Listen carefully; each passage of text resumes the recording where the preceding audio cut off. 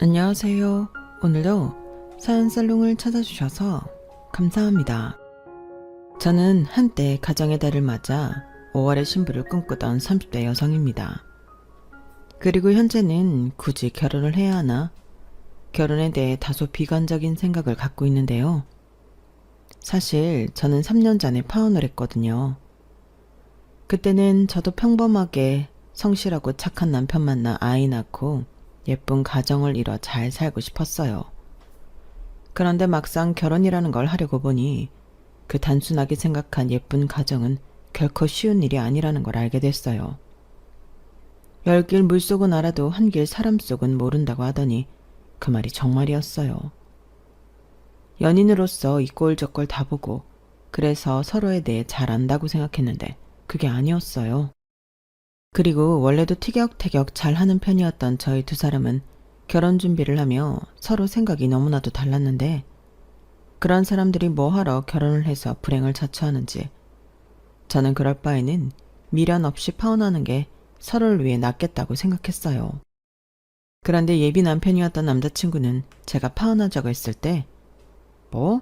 무슨 파혼이야. 원래 결혼 준비하면서 많이 싸우는 거잖아. 우리도 그런 과정인 거지. 너는 헤어지는 게 그렇게 쉬워? 파혼은 무슨 파혼이야? 나는 너랑 결혼할 거야. 절대 못 헤어져. 라며 제가 싫다는데도 결혼을 강행하려 했는데요. 하지만 손바닥도 마주쳐야 소리가 나는 법인데 결혼을 지 혼자 하는 것도 아니고 그때부턴 저도 좀 힘들었어요. 그리고 나중에 짐작하건대 남자친구가 저랑 꼭 결혼하고 싶었던 데는 다른 이유가 있었던 것 같았는데요. 그건 바로 제가 소유한 아파트였죠. 제가 다른 또래에 비해 부동산에 대한 생각이 확고했거든요. 그래서 20대 초반부터 부동산에 관심을 갖고 공부도 다각도로 하며 내 집 장만에 목을 맸었는데 그런 배경에는 집 때문에 서름이 많았던 제 가정 환경이 있었어요. 저희 집은 남의 집 새빵살이만 하던 형제 많은 가난한 집이었거든요. 거기에 아빠는 능력도 없으면서 무서웠고 엄마는 그렇게 사는 게 억울하지도 않은지 그저 참고 사는 그런 분이셨는데 저는 싫었어요. 주인집 눈치 보는 것도 싫고 이사를 다니며 새빵살이 하는 것도 싫었는데 어린 마음에 이게 다 집이 없어서 그런 거라는 생각을 했어요. 그래서 어릴 때부터 제 꿈은 제 집을 사는 거였는데요. 꿈도 나이를 먹는지 점점 저도 눈높이가 올라갔죠. 그냥 작은 방이라도 내 거가 있으면 좋겠다고 생각했는데 이왕이면 남들도 부러워할 그런 집을 갖고 싶었어요. 그래서 고등학교 졸업 후 저는 거의 돈을 쓰지 않고 돈을 모았는데요. 지금은 택도 없는 말이지만 그때 당시 저는 티끌 모아 태산이라는 말을 믿었어요. 거의 맹신했다고 해도 과언이 아니었죠. 그래서 저희 20대 대부분은 고시원 생활을 하며 돈을 모은 기억밖에 없었는데 그래도 지긋지긋한 집에서 나와 혼자 지내는 건 꽤 괜찮았어요. 저는 형제 중 셋째였는데 제 밑으로 남동생도 한 명 있었어요. 그리고 제 위로 오빠와 언니가 있었는데 장녀도 아니고 막내도 아니라 자연스럽게 저는 엄마 아빠의 관심을 덜 받았어요. 제가 처음 취직해서 집을 나가게 되었을 때 아빠는 그동안 키워준 보람도 없다며 저한테 매달 생활비를 보내라고 하셨어요. 하지만 저는 싫다고 했는데 제가 원해서 태어난 건 아니잖아요. 자기들이 풍족하지도 못하면서 저를 낳아 고생만 시켰으면서 무슨 생활비를 보내라고 하는 건지 저는 끝까지 싫다고 버텼고 결국 집에서 쫓겨났어요.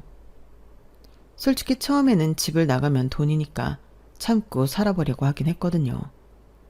그런데 어차피 이 집에 살면 제가 버는 돈을 뺏길 것이 분명해 그냥 나가는 게 낫겠다고 생각했어요.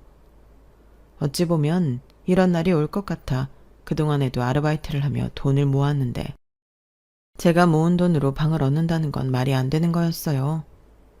그래서 그때부터 가장 싼 고시원을 전전하며 지냈는데 어릴 때는 삶의 질이 중요하다는 걸 몰랐어요. 하지만 점차 고시원 생활이 불편하다는 생각을 하게 되었고 딱 전세자금만 만들자 생각하며 돈을 모았는데요. 그래서 그때까지 제 몸무게는 말도 안 되는 39kg였어요. 하루에 한 끼 그것도 가장 싸게 먹는 거 아니면 대충 때웠는데 살이 붙을래야 붙을 수가 없었죠. 보통 일을 하면서 점심 식대가 나오니 주로 그렇게 끼니를 해결했어요. 그래서 그때 많이 먹고 저녁은 우유 한 잔으로 넘기거나 했는데 그렇게 지내다 보니 저는 늘 말라 있었어요. 그런데 참 희한하죠? 저는 제 몸이 단 한 번도 예쁘다고 생각해 본 적이 없었는데 제가 키가 큰 편이고 마르다 보니 길에서 모델 제안을 받게 되었어요. 그때는 이게 뭔가 얼떨떨했는데 페이가 듣고 보니 깜짝 놀랄 수준이었어요. 그래서 쇼에서는 모델은 아니어도 쇼핑몰과 지역 잡지 등의 전속 모델로 활동하며 돈을 벌었는데요. 그때도 저녁에는 식당 일을 하며 돈을 계속 모았어요. 하루라도 빨리 전셋집에 들어가고 싶었거든요. 그리고 제 나이 26살에 좁은 원룸이긴 했지만 풀옵션으로 전세를 얻어 들어가게 되었는데 그때 전세 보증금이 무려 4천만 원이었어요. 그리고 저는 그 보증금을 빚도 하나 없이 순전히 제가 모은 현금으로 지불했는데 그때 알았네요. 아, 이게 사람 사는 집이구나. 근데 그 집이 진짜 오래되고 뷰라고 할 것도 없는 남의 집 담벼락에 말도 안 되게 오래된 구식 건물이었는데 저한테는 궁전 같은 곳이었어요. 그렇게 그곳을 시작으로 저는 본격적으로 더 나은 주거 공간에 살고 싶은 꿈을 꾸게 되었는데요. 공부를 하면 할수록 저처럼 아무것도 없는 사람은 아파트밖에 없는 것 같더군요. 그래서 청력에 엄청 공을 들였어요. 그러니 그런 제가 남자나 연애에 관심이 있을 턱이 없었는데 남녀의 인연이란 어느 날 갑자기 찾아오는 거더군요. 첫사랑도 변변하게 하지 못한 저는 소위 말하는 연애세포가 없는 것 같았어요. 솔직히 남자보다는 돈이 더 믿을 수 있고 좋았거든요. 하지만 그것도 옆에 아무도 없을 때 이야기지 막상 마음에 드는 남자를 만나면서 죽은 세포가 깨어난 듯 제 마음도 변하게 되었는데 그 시작은 짝사랑이었어요. 제가 모델 일할 때 사진 찍어주는 그 남자를 좋아하게 되었거든요. 하지만 내성적이고 이성에게 어떻게 다가가야 하는지 모르던 저는 소가리만 했어야 했는데 그때 몇 안 되지만 제 친구들이 그랬어요. 너는 짝사랑만 하다 끝나겠다. 솔직히 너 정도면 자신감을 가져도 되는 거 아니야? 모델이잖아. 라고 하는데 모델도 제가 하고 싶어 하는 게 아니라 돈 벌려고 하는 거지 제 천직은 아니었어요. 그런데 제 친구들은 저를 무슨 연예인이라도 되는 듯 치켜 세워주곤 했는데 제가 짝사랑하는 그 남자야말로 저보다 더 자신감 있는 여자들을 많이 만나봤을 거라는 생각에 더 용기가 나지 않았어요. 그래도 나름 저는 제 마음을 표현하려 애를 쓰긴 했는데 그 남자는 둔한지 전혀 눈치를 못 채는 것 같더라고요. 그렇게 제가 좋아하길 1년이 넘어가고 있었는데 오랜만에 다른 스태프들이랑 회식을 하게 되었고 보통은 회식 참석은 하지 않고 식당 일을 하러 가는데 그날은 예외였어요. 좋아하는 사람이 있으니 조금이라도 같이 있고 싶었죠. 그리고 얼마나 긴장을 했는지 본의 아니게 술을 많이 먹었는데 저는 눈을 떠보니 그 남자 차에서 제가 자고 있었는데 얼마나 놀랍게요. 깼어요? 다행이다. 나는 깨어도 못 일어나길래 어째야 하나 난처했는데. 정말요? 죄송해요. 제가 술을 많이 먹었나 봐요. 원래 이렇게까지 마시지 않는데. 저 오래 잤어요? 좀? 그리고 제가 선정씨 집을 모르잖아요. 그렇다고 차에서 계속 자게 할 수도 없고. 집이 어디예요? 데려다 줄게요. 아, 괜찮아요. 택시 타고 가면 돼요. 가뜩이나 저 때문에 늦으셨는데 들어가셔서 쉬셔야죠. 나 내일 쉬어요. 그리고 차 가지고 와서 술도 안 마셨고. 선정씨 잘 때 나도 같이 잤더니 피곤하지도 않은데. 괜히 위험하게 택시 타지 말고 집 어디예요? 내가 데려다 주는 게 마음이 편해서 그래요. 저는 술김이긴 했지만 그렇게 그 남자와 단둘이 차를 타고 저희 집 앞까지 가게 되었어요. 사실 그렇게 먼 거리는 아니라서 차로 가니 금방이었는데 너무 아쉬웠죠. 그때만큼은 집이 아주 멀었으면 좋겠다는 생각이 절로 들었는데 어쩔 수 없었죠. 그래서 내리기 전에 오늘 신세진 건 제가 다음에 꼭 갚을게요. 제가 밥이라도 한번 살까요? 라고 했는데 그 남자가 그러더군요. 밥? 그럼 오늘 사요. 뭘 다음에 사. 마침 배도 살짝 고프고. 근데 어디 가기도 그러니까 편의점에서 컵라면에 삼각김밥 어때요? 이 정도면 굉장히 싸게 먹히는 것 같은데? 저는 주책맞게도 그 순간 그냥 우리 집에 가서 라면을 끓여줄까? 그런 생각을 혼자 했어요. 하지만 혼자 사는 여자집이고 몇 마디 나눠본 적도 없는데 여자가 갑자기 자기 집에 가자고 하면 그 남자가 저를 얼마나 가볍게 볼까 싶어 저는 그러자고 했죠. 그렇게 저희 두 사람은 동네 편의점에서 컵라면과 삼각김밥을 먹었고 그때 이야기를 많이 나누게 되었는데 왜 그리도 좋기만 한지 저는 너무 행복했어요. 자주 먹었던 라면이랑 삼각김밥이었는데 미슐랭 저리 가라 할 정도로 맛있었죠. 게다가 그 남자와 저는 말도 제법 잘 통했는데요. 동이 트는 줄도 몰랐답니다. 저는 일할 때 그 사람이 하도 말이 없길래 과묵한 사람인 줄 알았거든요. 그런데 농담도 할 줄 알고 말도 잘하는 사람이었어요. 그리고 그 이후 저희 두 사람은 급속도로 친해졌는데 그럼에도 불구하고 저는 그때까지도 좋아하는 마음은 표현할 수 없어 짝사랑만 이어갔어요. 몇 번 고백을 하려고 하긴 했는데 도무지 용기가 나지 않았거든요. 그렇게 횟수로 2년 넘게 지내다 보니 이렇게는 도저히 안 되겠다는 생각이 들었고 죽기 아니면 까무러치기라도 하자는 심정으로 디데이를 정했는데 그 디데이는 바로 발렌타인데이였어요. 그리고 제가 늘 그 사람과 촬영하는 게 아니었기 때문에 저는 그 사람에게 문자를 보냈는데요. 시간 괜찮으면 발렌타인데이에 만나서 밥을 먹자고 하니 그 사람이 기다렸다는 듯 곧장 오케이라는 단문자를 보내더라고요. 그때는 그 오케이가 내가 바라는 오케이가 아닌데도 저는 좋기만 했는데 그만큼 제가 정말 많이 좋아했어요. 적어도 그때는 그 인간의 진짜 모습을 몰랐으니까요. 그리고 이윽고 기다리던 디데이가 되었고 저는 그날만큼은 아주 정성스럽게 화장도 하고 옷도 잘 입고 싶었어요. 모델이라는 직업이 좋은 게 옷 선물을 자주 받는다는 거거든요. 촬영할 때 입은 옷을 주시는 경우가 있는데 그래서 돈을 거의 쓰지 않는 저지만 옷은 많았어요. 그리하여 저의 첫 데이트가 시작되었고 저는 부끄럽지만 용기 내서 고백이라는 걸 했는데 그 남자가 피식 웃더라고요. 그리고는 드디어 하긴 했네. 나는 언제 하나 두고 보고 있었는데 라고 했는데요. 들어보니 제가 자기 좋아하는 걸 진작부터 알고 있었다고 하더군요. 그걸 어떻게 몰라. 아마 다른 스태프들도 다 알걸? 그러니까 그날 술에 취했을 때도 나더러 집에 데려다 주라고 했지. 뭐 나도 싫지 않았으니까 그날 일부러 술도 안 마시고 데려다 준 거고. 그리고 문자 왔을 때 딱 느낌이 왔어. 그래서 결심했지. 오늘은 네가 안 해도 내가 한다고. 날짜도 마침 딱 발렌타인데이더라. 원래 발렌타인데이는 남자가 고백하는 날이기도 하잖아. 그 사람은 행여 제가 부끄러워할까봐 주섬주섬 준비했던 초콜릿을 꺼내며 장난치듯 말했어요. 그리고 저는 그 사람의 말에 얼굴이 홍당무처럼 붉어졌는데요. 그때까지만 해도 저도 순수했어요.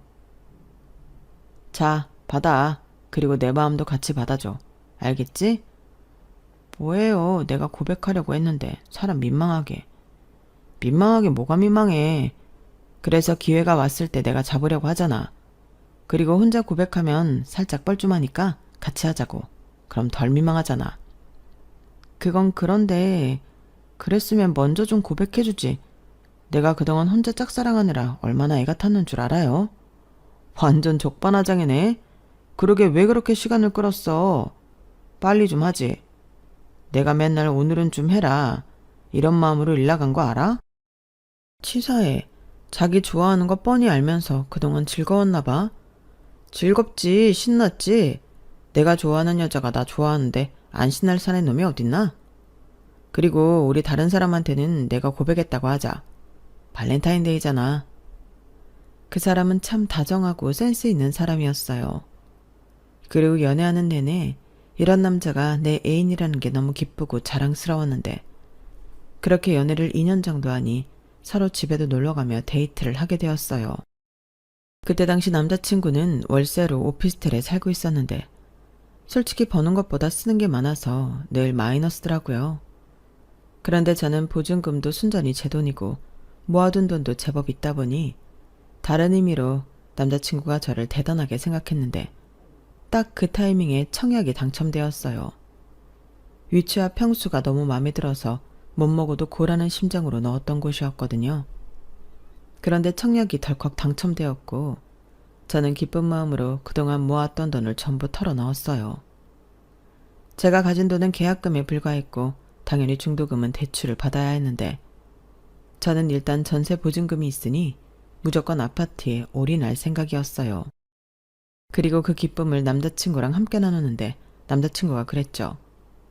우리 그 아파트 완공되면 결혼하자. 신혼집으로 너무 좋잖아. 라고 하더라고요. 물론 좋은 집 장만해놓고 결혼하고 다른 곳에 살 생각은 없었는데 남자친구가 저렇게 말하니 프로포즈를 받기라도 한 듯 기분이 묘하더군요. 아파트가 보통 완공되기까지 2, 3년은 걸리지만 결혼이라니 가슴이 두근두근 거렸어요.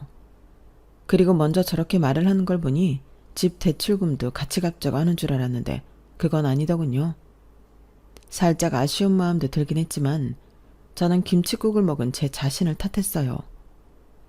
결혼 전이고 사람 일은 아무도 모르는 건데 나라도 덥석 내 이름도 아닌 대출금을 같이 내자는 소리 못하지. 박선정, 정신 차려. 이렇게 자책하며 저는 제 힘으로 쉽지만은 않은 돈을 모으기 시작했어요. 한번 중도금 나갈 때마다 휘청했는데 그래도 제 명의의 아파트가 생긴다는 게 꿈처럼 행복했죠. 그리고 그 즈음엔 아무래도 제가 더 돈에 연연할 수밖에 없었는데요. 돈 되는 일이면 마다하지 않고 다 했던 것 같아요. 그리고 그 즈음 꽤 큰 프로젝트 촬영이 있어 해외에 나갔다 오게 되었는데 그때 받은 돈이 액수가 좀 됐었죠. 저는 그걸 받아서 잘됐다 생각하고 대출금을 크게 갚았는데 그렇게 벌어서 메우고 또 벌어서 메우고 반복하다 보니 아파트가 완공이 되었어요.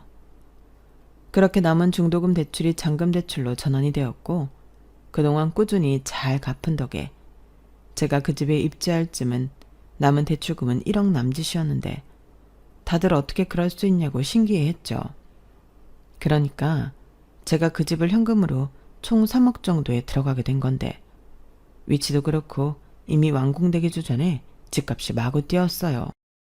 그래서 다들 저더러 로또 아파트 받았다고 부러워했는데 그렇게 저랑 남자친구는 행복한 결혼 준비를 하게 되었죠. 제가 먼저 아파트에 들어가 있었고 결혼하면 가정가구를 사려하게 될 것 같아 저는 최대한 물건을 사지 않고 버텼어요.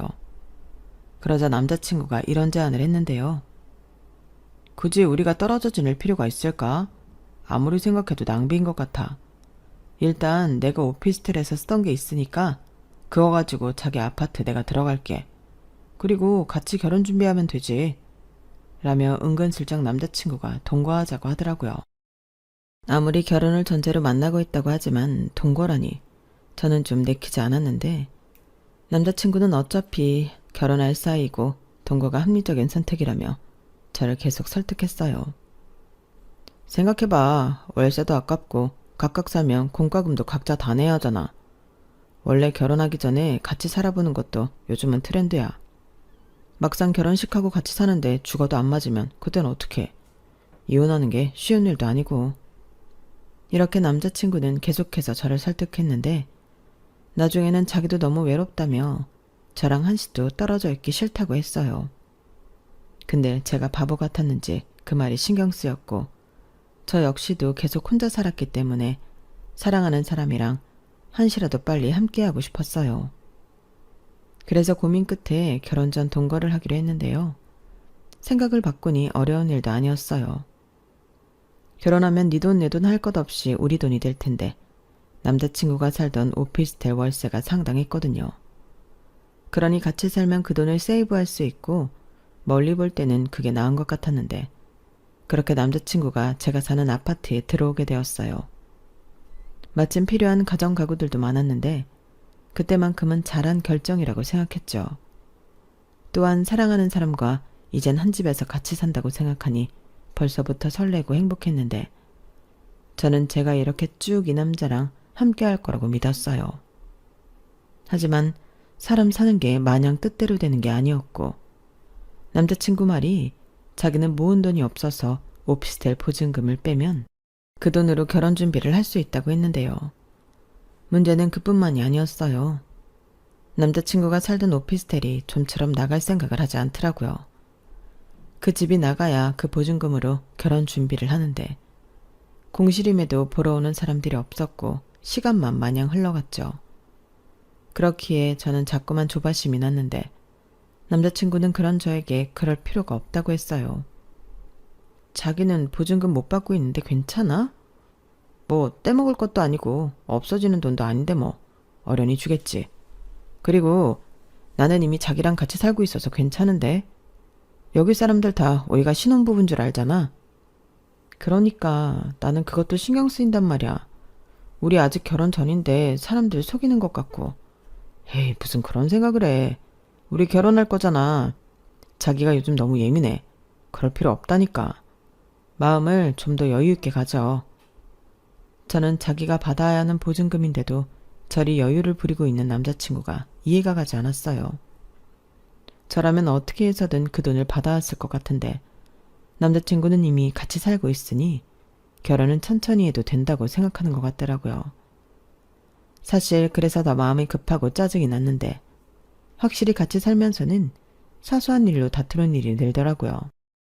연애할 때는 그렇게 싸운 기억이 잘 없는데, 제가 제 집이라고 생각해서 그런 건지 화장실 쓰는 거며 재활용, 그리고 전기나 물 쓰는 것에 잔소리를 많이 하게 되었는데, 남자친구는 저더러 쫌스럽다고 했어요. 그렇게 아껴도 부자 되지 않는다며 비아냥거리기도 하더라고요. 하지만 이내 다투고 나면 제가 하라는 대로 따라주는 남자친구였는데, 그래서 헤어질 생각은 하지 않았죠. 사람이 원래 맞춰가며 사는 건데, 저는 저희 두 사람도 이렇게 맞춰가는 거라고 생각했거든요. 그리고 사실 남자친구랑 함께 살아 좋은 점도 많았는데, 무엇보다 정말로 신혼부부가 된 듯 즐거움이 많았어요. 같이 청소도 하고 맛있는 밥도 만들어 함께 먹으니 밖에서 돈 쓰면서 데이트하는 것과는 비교도 되지 않더라고요. 그리고 그런 부분은 남자친구랑도 잘 맞아서 이렇게 지내면 돈도 금방 더 모을 수 있을 것 같은 생각도 들었는데, 그것도 어디까지나 제 생각이었어요. 저는 꼭 필요한 거 말고는 돈을 아예 안 쓰자는 주의였는데, 남자친구는 돈을 아주 쉽게 쓰는 타입이더라고요. 자기 꾸미는 것도 좋아하고 남들 사주는 것도 좋아하고, 그리고 무엇보다 충동 구매가 많았는데, 연애할 때는 몰랐지만 같이 사니 이건 꼭 고쳐줘야 하는 나쁜 습관이라는 생각이 들었어요. 그러니 꼭 필요할 때는 돈이 없어 마이너스 통장을 썼는데, 결혼해서 같이 살면 그 역시도 제가 갚아야 하는 빚이잖아요. 하지만 결혼도 하기 전인데 돈 가지고 잔소리하는 게 쉽지 않았고, 저는 그건 결혼하면 가장 먼저 상의해야겠다고 생각한 문제였는데, 돈에 대해 생각이 다른 건 다른 문제에서도 갈등의 원인이 되었어요. 남자친구는 한심하게도 자기 오피스텔이 나가지 않고 있으니 자기 보증금에서 월세를 계속 까고 있다고 하더라고요. 뭐? 그게 무슨 말이야? 월세 계약 끝났고 자기는 이사 왔잖아. 그런데 왜 월세를 내고 있어? 집주인 할아버지가 다음 세입자 들어오기 전까지는 내가 내는 거라고 하던데, 이사는 내가 자발적으로 나온 거잖아. 그게 아니지. 자기는 월세를 아끼려고 내 아파트에 들어왔잖아. 근데 지금 그러면 살지도 않고 돈만 내고 있는 꼴인데, 그러다 돌려받을 월세도 없어지지. 그러니 아예 이건 법으로도 말이 안 돼. 지금 보증금 못 받고 기다려주는 것도 크게 양보하고 있는 건데 이게 무슨 경우야? 그런 거야? 나는 다 그렇게 하는 거라고 하길래 그런 줄 알았지. 그리고 거기가 무슨 개발을 한다고 해서 집주인이 보증금을 2배 가까이 올렸대. 그래서인지 사람들이 보러 오지도 않고. 뭐? 보증금을 올렸다고? 저는 남자친구의 말에 속이 터질 것만 같았어요. 그러니 그 집주인 할아버지라는 사람도 남자친구한테 덤탱이를 씌우려 했던 거겠죠. 그리고 제 생각에 돈 돌려주고 싶지 않으니 보증금 다 까먹을 때까지 집을 새놓을 생각이 없어 보였는데요. 저는 가만히 있으면 안 된다고 생각했어요. 남자친구의 돈은 곧 제 돈이라고 생각하기 때문에 더 열을 올리면서 방법을 찾았죠. 그리고 그 방법은 어렵지도 않았어요. 이미 정해진 법의 틀에서 해결하면 됐는데 그 집주인에게 내용 증명을 보내니 거짓말처럼 보증금을 돌려받았거든요. 그런데 그 돈으로 결혼 준비를 하자고 했던 남자친구는 저랑 상의도 하지 않고 자기 카드값이랑 그동안 썼던 마이너스 통장을 해결하느라 보증금은 다 썼다고 하는 겁니다. 이게 무슨 말이야? 그럼 우리 결혼은? 결혼은 하지. 근데 당장 카드값이랑 빚은 해결해야 하잖아. 몰랐는데 마이너스 통장이 만기더라고. 그래서 돈도 생각했다 갚았지. 우리 결혼하는데 내가 빚까지 달고 가면 좀 그렇잖아. 정말 왜 그래? 그렇게 생각을 했어도 나랑 상의는 했어야지. 무슨 상의? 우리 아직 결혼 전이고 그 돈은 내 돈이잖아. 내가 내 돈 가지고 내 판단 하에 썼다는데 내가 잘못한 거야? 뭐? 저는 좋을 때는 이미 가족이라도 된 듯 이야기하던 남자친구가 아직 결혼 전이라고 네 돈 내 돈을 따지는 황당하다 못해 서운했어요. 솔직히 그 돈 제가 나서지 않았으면 그 성격에 온전히 다 받지도 못했을 돈이었는데 저렇게 매몰차게 이야기를 하다니 그때 너무 속상해서 더는 아무 말도 하고 싶지 않더라고요. 그러자 그날 저녁 남자친구는 미안하다며 저에게 사과를 했는데 자기는 정말 순수하게 저 힘들게 하지 않으려고 자기 빚을 먼저 갚았다고 거듭 얘기했어요. 그러니까 상의 안 한 건 미안하지만 그것 또한 저를 위해서 한 거니 이해해달라는 거였죠. 그리고 어차피 이미 쏜 돈이기에 더 생각해봤자 제 속만 쓰렸는데 그래서 어떻게 하자는 거냐 물으니 남자친구가 이렇게 말했어요. 자기는 처음부터 부를 사람 별로 없다고 결혼식은 간단하게 해도 된다고 했잖아. 그런데 나는 우리 부모님 의견도 있고 친척도 있고 초대할 사람도 많으니 아예 안 할 수는 없고 적당한 곳 내가 섭외해서 형식만 갖춰서 하는 걸로 하자. 요즘은 꼭 결혼식장에서 안 해도 되니까 내 후배들 불러서 스냅사진 찍고 우리도 파티하는 것처럼 즐겁게 하면 되지. 그리고 우리는 가장 큰 신혼집이 이미 해결됐으니 문제는 신혼 살림인데 그건 차차 마음에 드는 걸로 채워나가면 되지. 자기 일단 그 예쁜 냉장고 사고 싶다고 했잖아. 우선 우리 그거랑 우리 쓸 침대만 먼저 사자. 나머지도 돈 생기면 그때마다 장만하고. 어때? 저는 초롱초롱한 눈으로 자기 계획이라며 말하는 남자친구에게 아무 말도 하지 않았어요. 무슨 소꿉장난도 아니고 저는 가정 가구는 한 번에 맞춰서 드리고 싶었는데 저렇게 말을 하니 하고 싶은 말이 없더라고요. 하지만 아무리 생각해도 아쉬운 건 저였고 저는 그럼 제가 모든 경제권을 가지고 오는 조건으로 제가 신혼 살림을 일제히 장만하기로 했는데요. 남자친구는 좋다고 신나하더군요. 사실 그때부터 저는 말리기 시작한 거였어요. 하지만 이미 같이 살고 있기에 결혼은 꼭 해야 한다고 생각한 저였기 때문에 저는 이 모든 문제를 다 끌어안기로 마음을 먹었는데 솔직히 빠른 시일에 해결할 자신도 있었어요. 남자친구가 말한 대로 저는 결혼식에는 달리 욕심이 없었기 때문에 결혼식, 신혼여행, 스드메 같은 것에 큰돈을 쓰고 싶지 않았고 남자친구가 자기 빚을 해결하고 왔기에 결혼 후 부담해야 할 빚은 집 대출금밖에 없잖아요. 그러니 둘이 벌어 집 대출금 해결하고 또 돈을 모으면서 그때부터 아이 계획도 세우고 남들 사는 것처럼 살면 된다고 생각했는데요. 또다시 문제가 터졌죠. 그건 상견례를 빙자한 예비 시부모님을 저희 집에 초대한 이후에 벌어졌는데 예비 시부모님이 저희 집에 왔을 때 굉장히 좋아하셨거든요. 집이 너무 좋다면서요. 특히 남자친구 어머니가 많이 좋아하셨는데 자기 아들이 이런 집에서 산다고 생각하니 너무 뿌듯하다고 저한테 고맙다고 하셨어요. 그런데 예비 시부모님이 다녀가신 후 남자친구가 말도 안 되는 제안을 하기 시작했는데 지금 생각해도 너무 어이가 없어서 다시 화가 치밀 정도입니다. 그때 당시 남은 대출이 1억이 안 되는 돈이었는데 남자친구가 그 대출금을 자기가 갚겠다고 하더라고요.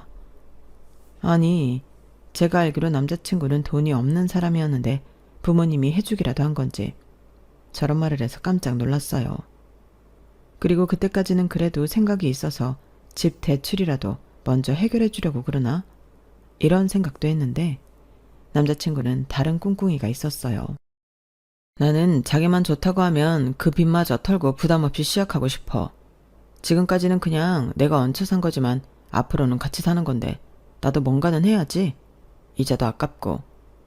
그렇게 얘기하면 나는 좋은데 근데 무슨 돈으로? 자기 돈 없잖아. 전에 보증금 다 빚 갚는 데 쓴 거 아니었어? 그게 엄마 아빠 사는 집 담보로 대출을 받으면 돼. 뭐라고? 그건 안 되지. 우리 살자고 부모님한테 빚을 만들어 드리냐? 대신 명의는 공동명의 어때? 사실 이건 엄마 아빠가 그랬으면 하는 거거든. 우리 집에 왔는데 너무 좋으니까 이왕이면 공동명의 하면 더 좋겠다고. 뭐? 공동명의? 지금 농담하는 거야? 우리 아파트 시세가 얼만데 1억도 안 되는 돈으로 공동명의를 해달라고 하면 어떡해? 에이, 우리가 남이야? 이제 결혼하면 진짜 가족이 되는데 뭘 그런 걸 따져. 그리고 이왕이면 부부가 공동명의하는 게 더 있어 보이지. 아니, 그렇게 따지면 나만 손해지. 자기도 옆에서 봐서 알잖아. 내가 이 집 사려고 얼마나 고생했는지. 그래, 봤어. 근데 그때는 우리가 가족이 아니었잖아. 우리 집 완공되면 신혼집 하자고 한 사람은 자기였어. 그럼 그때부터라도 같이 부담했어야 하는 거 아니야? 공동명의 주장하려면 최소한 그 정도는 했어야지. 근데 이제 와서 10억 시세인데 아파트를 1억도 안 되는 돈으로 공동명의 하자고? 답답하다. 너는 그런 게 중요해? 내 마음이 안 보여? 서로 한 가족이 되는 거 좋게 좋게 하자는 거지. 그리고 내가 1억만 내놓고 공동명의 하자는 게 아니고 지금 남은 대출금이 그거잖아. 만약에 남은 대출금이 그것보다 더 많았더라면 나는 그때도 똑같이 말했을 거야. 그러니 나도 성의를 보였으니 너도 성의를 보여서 우리 서로 기분 좋게 스타트 하자고 하는 건데 이런 내 마음이 잘못된 거니? 그럼 대출금만 갚아주면 좋고 명의는 네 명의만 했으면 좋겠어? 그럼 나는 내가 서운할 거라는 생각은 안 해? 남자친구는 제가 공동명의를 해주지 않겠다고 하자 서운하다며 난리였어요. 거의 울 것 같은 얼굴을 하기도 했는데 제가 너무하다고 그런 여자인 줄 몰랐다고 하더라고요. 그러면서 자기는 결혼하면 밖으로 저에게 잘해주고 행복하게 해줄 생각밖에 없었는데 저는 돈 액수에만 집착한다며 저를 돈만 박히는 속물 취급했어요. 여기서 속물이 정말 저인가요? 저는 그날부터 뭔가 잘못되었다고 생각했어요. 아니, 같이 살면서 돈을 모아 다음 집을 간다면 그때는 공동명의 할 수도 있죠. 그런데 지금은 제가 다 갚은 거나 다름없는 제 집에 들어와 사는 거고 아무리 대출금이 조금 남았다고 한들 그거 갚아줬다고 저렇게 이야기하면 안 되는 건데 남자친구는 자꾸 저더러 틀렸다고 말했어요. 하지만 아무리 생각해도 저는 그렇게 해주기 싫었고 그럴 바에는 그 돈은 안 받겠다고 철벽을 쳤는데 남자친구는 끝까지 저만 나쁘다고 서운하다 어쩐다 삐쳐 있었어요. 하지만 그 부분은 저도 양보할 수가 없기에 결혼이고 나발이고 팽팽한 신경전이 계속되었는데요. 이런 말 좀 치사하지만 그때부터 아쉬운 사람은 제가 아니었거든요. 전에는 헤어지는 건 있을 수 없다고 생각했는데 남자친구가 계속 저에게 실망을 주다 보니 지금도 이런데 결혼하면 어떤 일이 벌어질까? 차라리 안 하는 게 낫지 않나? 라는 생각을 하고 있었어요. 그런데 이렇게 계속 엇나가면 결혼은 하지 않겠다는 생각을 갖고 있었는데요. 원래 사람이 생각하는 대로 말하고 행동한다고 남자친구도 이런 제 마음을 어느 정도는 눈치챈 듯 싶더군요. 그리고 며칠 지나지 않아 남자친구는 제 뜻을 알겠다며 공동명의 얘기는 더 이상 하지 않겠다고 했는데 제 마음이 미쳐 다 풀어지기도 전에 남자친구는 더 황당한 요구를 저에게 해왔어요. 아니, 자기가 공동명의 포기하는 대신 결혼하면 그달부터 자기 집에 매달 제가 번 돈으로 생활비 200만 원씩 보내드리라고 하더라고요. 너무 황당하고 웃기지 않나요? 내 부모도 아니고 지 부모인데 공동명의 안 해준다고 저더러 자기 부모님 생활비를 드리라니 이건 또 무슨 개소리인가 싶었죠. 당시 제가 내고 있던 원금과 이자가 200만 원이 안 됐거든요. 지금 뭐라는 거야? 나한테 돈 맡겨놨어? 200만 원이 적은 돈이냐고. 그런데 순전히 내가 벌어서 내 돈으로 드리라는 건 무슨 심보야? 우리 부모님도 노후자금이 필요하잖아. 사실 내가 생활비로 다달이 80만 원씩 보내드리고 있었는데 요즘 아빠가 밖에서 몸 쓰는 일 하기도 힘들고 엄마가 그동안 하던 청소일 하기 힘들다고 생활비가 더 필요하다고 그랬거든. 근데 무슨 수로 대출금을 갚아주겠다고 했던 거야? 생활비도 없으시면서. 말했잖아. 그건 지금 살고 있는 집 담보로 대출받을 생각이었다고. 아들 장가 보내는데 그 정도는 해야 하지 않겠냐고 엄마가 그랬어.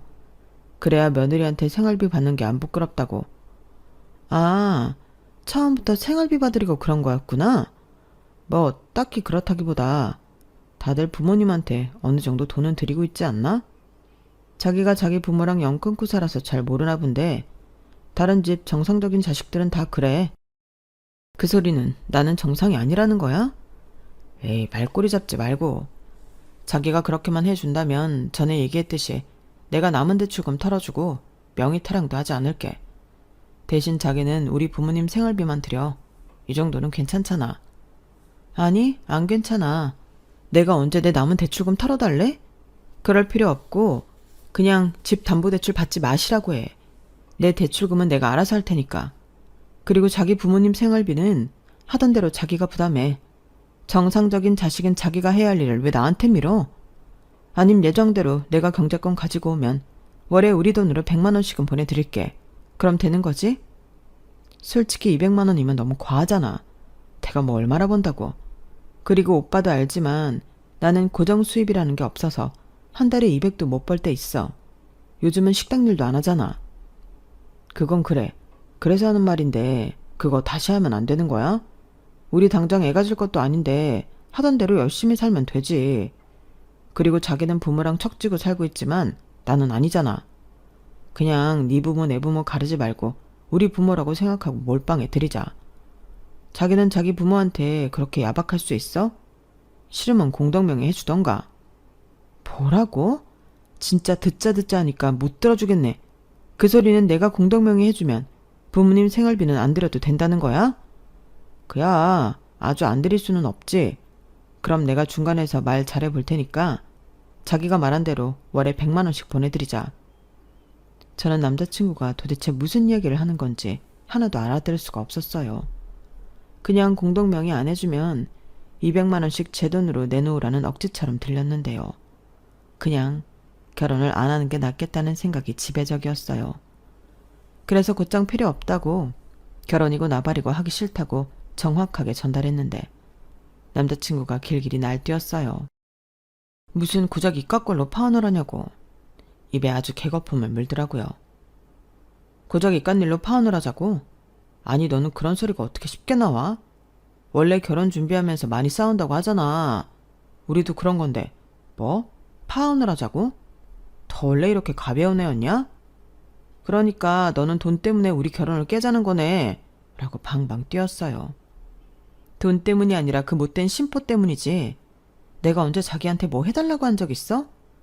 공동명의도 부모님 생활비 얘기도 다 자기가 꺼낸 말이야. 그렇게 따졌으면 이 집에 사는 동안에도 월세 낸다 생각하고 대출금 같이 갚자고 했겠지.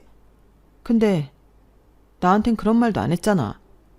그야 아직 우리가 부부도 아니었고 그렇다고 내가 아주 공짜로 산 건 아니잖아.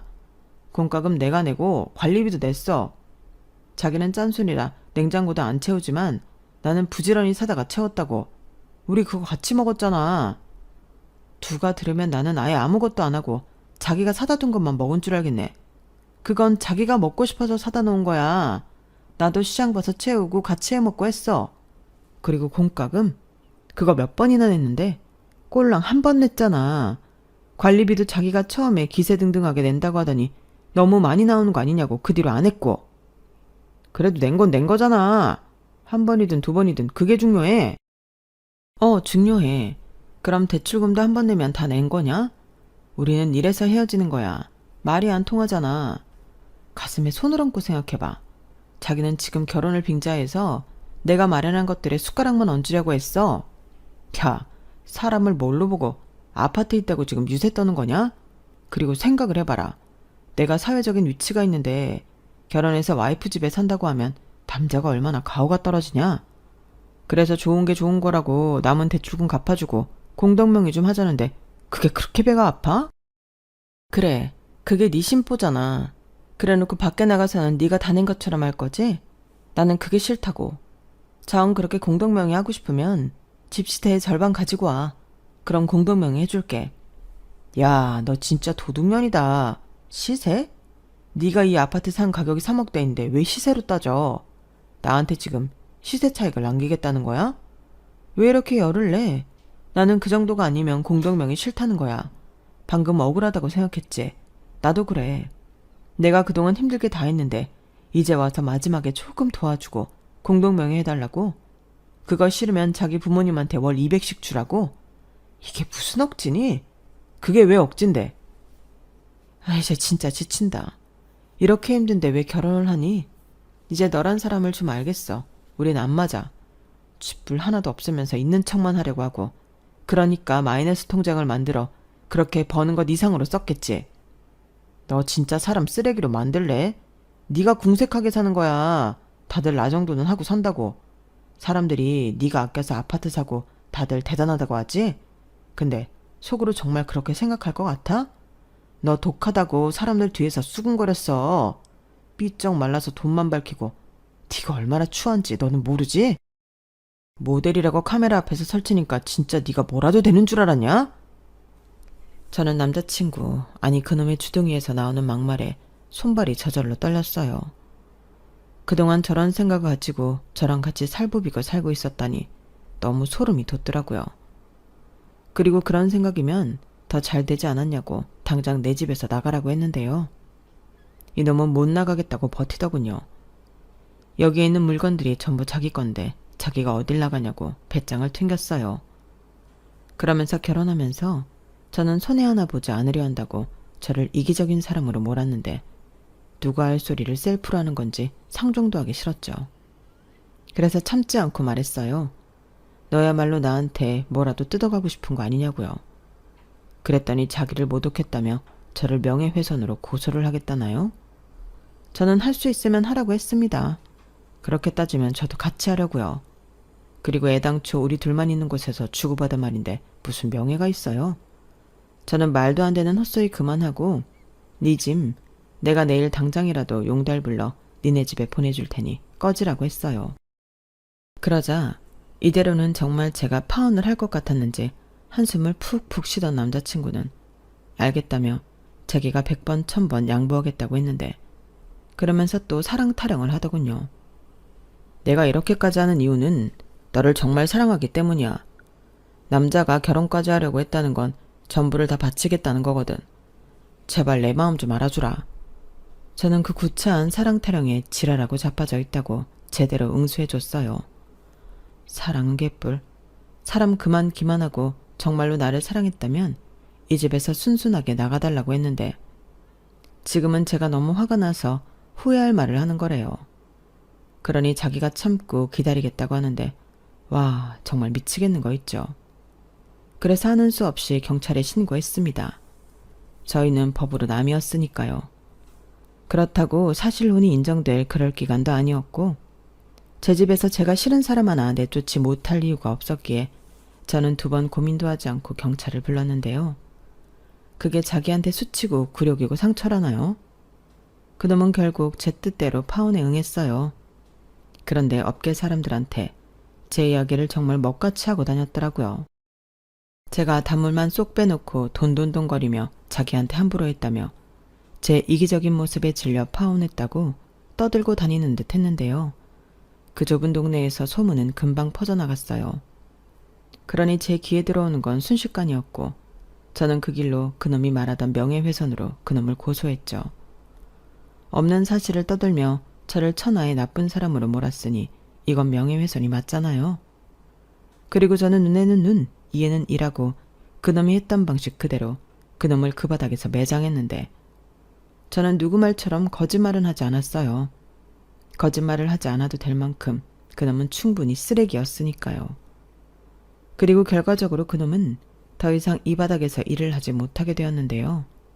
이미 그놈의 말을 믿지 않는 사람들이 많았거든요. 벌써 그놈에게 한 번씩 대인 사람들이 있었으니 그놈이 그럴 줄 알았다고. 게다가 제가 명예훼손으로 고소까지 했으니 그놈이 하는 말이 전부 거짓말이라는 게 밝혀졌는데 얼마나 쪽팔리겠어요. 그리고 저는 그놈이랑 파혼하고 제대로 횡재를 하게 되었어요. 파혼이 이혼보다는 낫지만 그래도 자랑은 아니라서 저는 최대한 사람들과 사적인 접촉을 줄이고 일만 열심히 했거든요. 그러다 저한테 의류 쇼핑몰 사업을 같이 해보자는 사람이 있었는데 그분은 저를 처음으로 모델로 써주셨던 분이셨어요. 그때 그 쇼핑몰이 쇼핑몰이라고 하기에도 민망한 인터넷 스토어 수준이었는데 그분이 저한테 제안을 하셨어요. 선정씨, 나 이번에 진짜 제대로 해보고 싶어서 그러는데 우리 동업할래요? 일단 쇼핑몰 플랫폼은 내가 하고 선정씨는 전속 모델하고 그리고 우리 같이 옷도 보러 다니고 디자인도 하고 그렇게 같이 해요. 수익은 6대4. 나중에 잘 되면 그때는 5대5. 어때요? 나는 요즘 선정씨 느낌 너무 좋더라. 정말요? 그럼 사장님이 너무 손해인 거 아닌가? 정말 그렇게 해도 되시겠어요? 괜찮아요. 사람이 이 정도 딜은 해야 서로 열심히 해서 윈윈하죠. 그럼 하는 걸로 알아도 되죠? 나 부끄러워서 이런 말 잘 못하는데 사실 나 선정씨 처음 봤을 때부터 친구하고 싶었거든요. 사람이 악바리 근성 있어야지. 나도 그런 과거든요. 우리 진짜 이 약물고 해봐요. 저는 그런 연유로 사업에 뛰어들었어요. 그리고 사업을 제안한 사장님, 이제 언니라고 부르는데 언니와는 둘도 없는 친구이자 자매 같은 사이가 되었죠. 사람이 결이라는 게 있잖아요.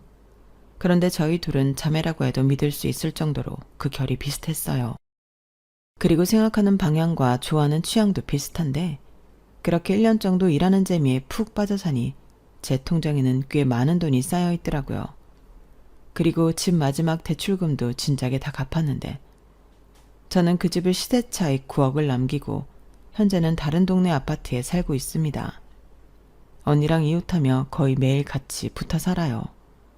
그리고 아파트를 재미를 봐서인지 부동산 임대 사업도 해보려고 요즘 공부를 하고 있는데요. 오랜만에 만난 사람들이 그러더군요. 제 얼굴이 그렇게 좋아졌다고요. 그리고 무슨 악연인지 그놈이랑 다시 만난 적이 있었는데 어이없게도 지인의 돌잔치에 초대받아 갔더니 거기서 그놈이 돌 사진을 찍어주고 있는 거 있죠. 그것도 잘 따라주지 않는 애기 때문에 진땀을 빼고 있는 모습을 봤는데 그동안 혼자 세월의 풍파를 다 맞았는지 얼굴이 말이 아니었어요. 그에 반면 저는 이제 저한테 제법 투자하고 공동이라고 하지만 대표직을 맡다 보니 신수가 훤해졌는데 그놈이 저를 보고 입을 떡 하고 벌리며 놀라더라고요.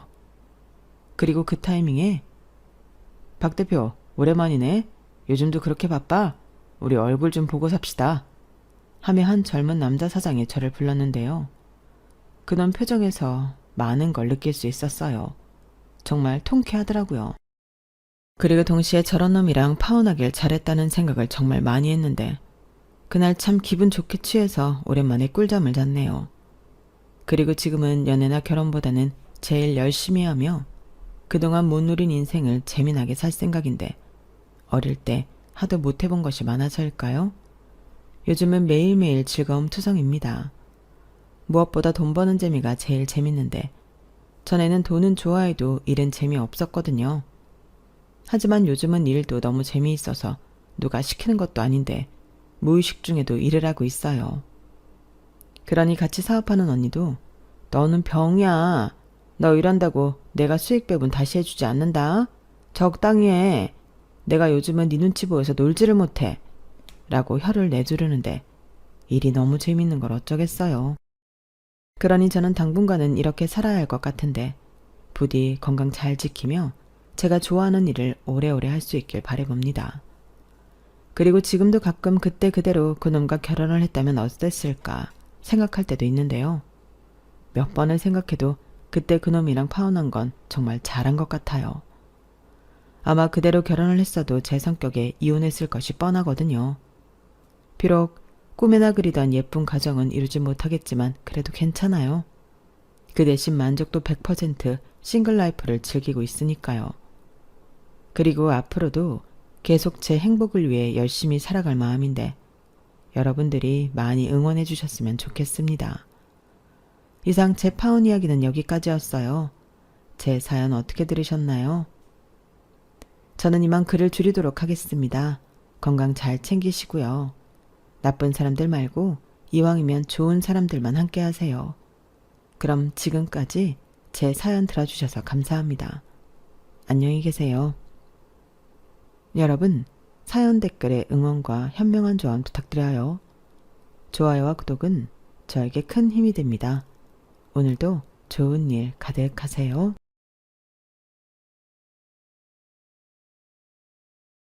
안녕하세요. 오늘도 사연살롱을 찾아주셔서 감사합니다. 저는 5년 전에 연하 남편과 사이다 이혼한 40대 여성입니다. 저는 미리 말씀드리자면 결혼할 당시에도 40을 앞두고 있었어요. 그러니 꽤나 늦은 결혼을 했던 사람이었는데요. 독신으로 살 생각은 아니었지만 제 나이 30 초반에 파혼을 하고 누굴 다시 만날 엄두가 나지 않더라고요. 그래서 조금은 소극적이게 내 짝이 있으면 언젠가는 만나겠지 하며 일과 제 생활에만 집중했는데 이렇게 연하의 남자에게 적극적인 구애를 받게 될 줄은 꿈에도 몰랐어요. 참고로 저와 전 남편의 나이 차이는 8살이었어요. 그렇기 때문에 저에게 있어서 그 남자는 단 한 번도 남자였던 적이 없었는데 제 친동생보다도 나이가 어렸거든요. 때문에 남편은 저에게 있어서 아직 세상을 잘 모르는 부하 직원이었어요. 또한 전 남편은 키도 크고 얼굴도 꽤나 잘생겨서 회사에서 인기가 정말 많았거든요. 그런 사람이 저를 좋다고 공개적으로 쫓아다니니 저게 지금 나를 가지고 장난을 치나? 그런 생각에 처음에는 불쾌하고 당혹스러웠어요. 그런데 시간이 지나고 그 마음이 진심일지도 모른다는 생각을 하게 되니 점점 기분이 나쁘지 않게 되었는데요. 살면서 그런 경험은 처음이었거든요. 저도 나름 외모에 있어서는 젊은 여자들에게 꿀리지 않는다는 생각은 있었지만 그래도 나이라는 건 어쩔 수 없는 부분이 있으니까 대놓고 잘난 척은 하지 못했어요. 그건 너무 주책이잖아요. 그 어린 친구들이 볼 때는 제가 자기들보다 주름이 하나라도 더 있을 거고 피부 탄력도 떨어져 보였겠죠. 그래서 저는 외모가 아닌 능력으로 승부를 보는 이 다음에 닮고 싶은 멋진 상사로 나름 이미지 관리를 하고 있었는데요. 엉뚱하게도 회사에서 인기가 가장 많은 젊은 남자에게 구애를 받는 연상 상사가 되었으니 저는 하루아침에 시기와 질투의 대상이 되었어요. 그래도 제 위치가 상사이고 능력으로 따지면 제가 한참 위였으니 저에게 함부로 까부는 직원은 없었는데 자기들끼리는 수군거리며 별소리를 다 하더군요. 아무래도 팀장이 뒤에서 성수 씨를 꼬셨겠지. 자기 능력 있다고 승진시켜주겠다고 했을지도 몰라. 그래. 그리고 서 팀장네 집도 좀 산다고 하지 않았어? 부모님이 상가 건물 몇 채씩 있다며. 그런 걸로 꼬신 게 분명해. 실제로 저런 이야기를 하는 걸 듣기도 했어요. 그러니 마음 같아서는 그런 적 없거든? 하고 나서서 따지고 싶을 때가 한두 번이 아니었는데 저는 그렇게 제 이미지를 망치고 싶진 않았죠. 지들도 오죽 나이 많은 상사에 밀려 별이 꼬이면 저런 생각을 하겠나. 가진 자의 여유를 좀 보고 싶었는데요. 거기에 저는 그 문제에 연하남 부하 직원을 불러 단도직입적으로 물었어요. 저도 마냥 놀아날 수는 없으니 그놈의 진짜 마음이 무엇인지 확인하고 싶었거든요. 그래서 저기 내가 지금 성수씨 때문에 많이 곤란한데 왜 그러는 거야? 설마 진짜로 나 좋아하는 거 아니지? 라고 물었는데 그놈은 배시시 웃으며 제가 생각하지 못한 의외의 대답을 하더군요. 저 팀장님 진짜 좋아해요. 제가 좋아하지도 않는 여자를 일부러 좋아한다고 떠들고 다닐 이유가 없잖아요. 저 팀장님 처음 봤을 때부터 반했는데 팀장님은 전혀 모르셨구나. 하긴 그러니까 내가 그렇게 티를 내도 몰랐겠지. 그래서 그냥 대대적으로 좋아한다고 말한 거예요. 이렇게 말하는데 오히려 적반하장으로 남편은 서운하다며 입을 삐죽거렸어요. 그렇게 자기가 저에게 존재감이 없었냐고 묻더라고요. 그래서 저는 개의치 않는다는 듯 나한테 성수 씨는 마냥 나이 어린 부하 직원이야. 우리 나이 차이 얼마나 나는지 알지? 이렇게 말했는데 남편은 이미 자기도 다 안다며 자기는 나이는 중요하지 않다고 하더군요. 그러면서 사이나 조건보다 어떤 사람이냐가 제일 중요한 거 아니겠냐고. 자기는 원래 그런 것보다 그 한 사람만 본다고 했는데 당연한 그 말이 어째 좀 저를 심쿵하게 만들었어요. 저도 이런 말이 좀 쑥스럽지만 남녀의 사랑은 조건보다 사랑이 더 중요하다고 생각하는 사람이었거든요. 그리고 제가 파혼을 하게 된 이유도 사실 그것 때문이었는데 여기서 아주 잠깐 저와 파혼한 그 남자에 대해 말하자면 저희는 10년을 넘게 사귄 커플이었어요. 둘이 진짜 대학생 때부터 순수하게 만나 사랑했는데 같은 마음이라고 생각했던 저와는 달리 그 남자는 저를 두고 이리 재고 저리 재며 저 몰래 다른 여자와 선도 여러 번 봤다는 걸 뒤늦게 알게 되었어요. 그때는 어찌나 배신감이 드는지 이미 결혼 준비에 한참 들어간 후였지만 그 결혼을 엎을 수밖에 없었는데 저나 저희 부모님은 뒤통수 맞았다는 생각을 지울 수가 없었어요. 그러니까 그 남자 쪽은 식장 들어가기 전까지는 아무도 모르는 거라며 이 여자 저 여자를 두고 저와 비교질을 했다는 거잖아요. 게다가 그 사실을 알게 된 경위도 저는 꽤나 충격적이었는데 저에게 그놈이 저 몰래 그러고 다닌다고 알려주니까 어이없게도 그 남자와 선을 본 여자였어요. 그 여자도 따지고 보면 그놈이랑 똑같은 여자인데 저와 비교해서 밀린 게 너무 분해서 이 결혼을 깨야겠다는 생각으로 저를 찾아왔더라고요. 그래서 모든 사실을 알게 된 저였는데 그 문제의 남자는 자기는 아니라고 집안에서 하도 고집을 부려서 억지로 몇 번 나간 거라고 뻔한 거짓말을 했지만 신뢰가 이미 깨진 마당에 제 마음은 차갑게 돌아섰어요. 제가 원래 한번 정이 뚝 하고 떨어지면 뒤도 돌아보지 않는 성격이거든요. 그래서 그 여자의 바람대로 해주는 건 좀 분했어도 제 인생을 위해 파혼을 하게 되었는데요. 그런 일을 겪었다 보니 앞서 말한 대로 연애나 결혼에 있어서는 소극적으로 변하게 된 거죠. 그리고 저는 그런 속물인 연놈과 다르게 남녀가 만나는 데는 조건보다는 마음이 먼저라는 가치와 신념은 버릴 수가 없었는데요. 이미 결혼한 친구들은 저에게 그랬죠. 비라니 네가 뭘 몰라서 하는 소리야. 사랑? 그건 뭐 얼마나 갈 것 같은데? 원래 그런 건 없는 애들이나 여자 꼬실 때 쓰는 말이야.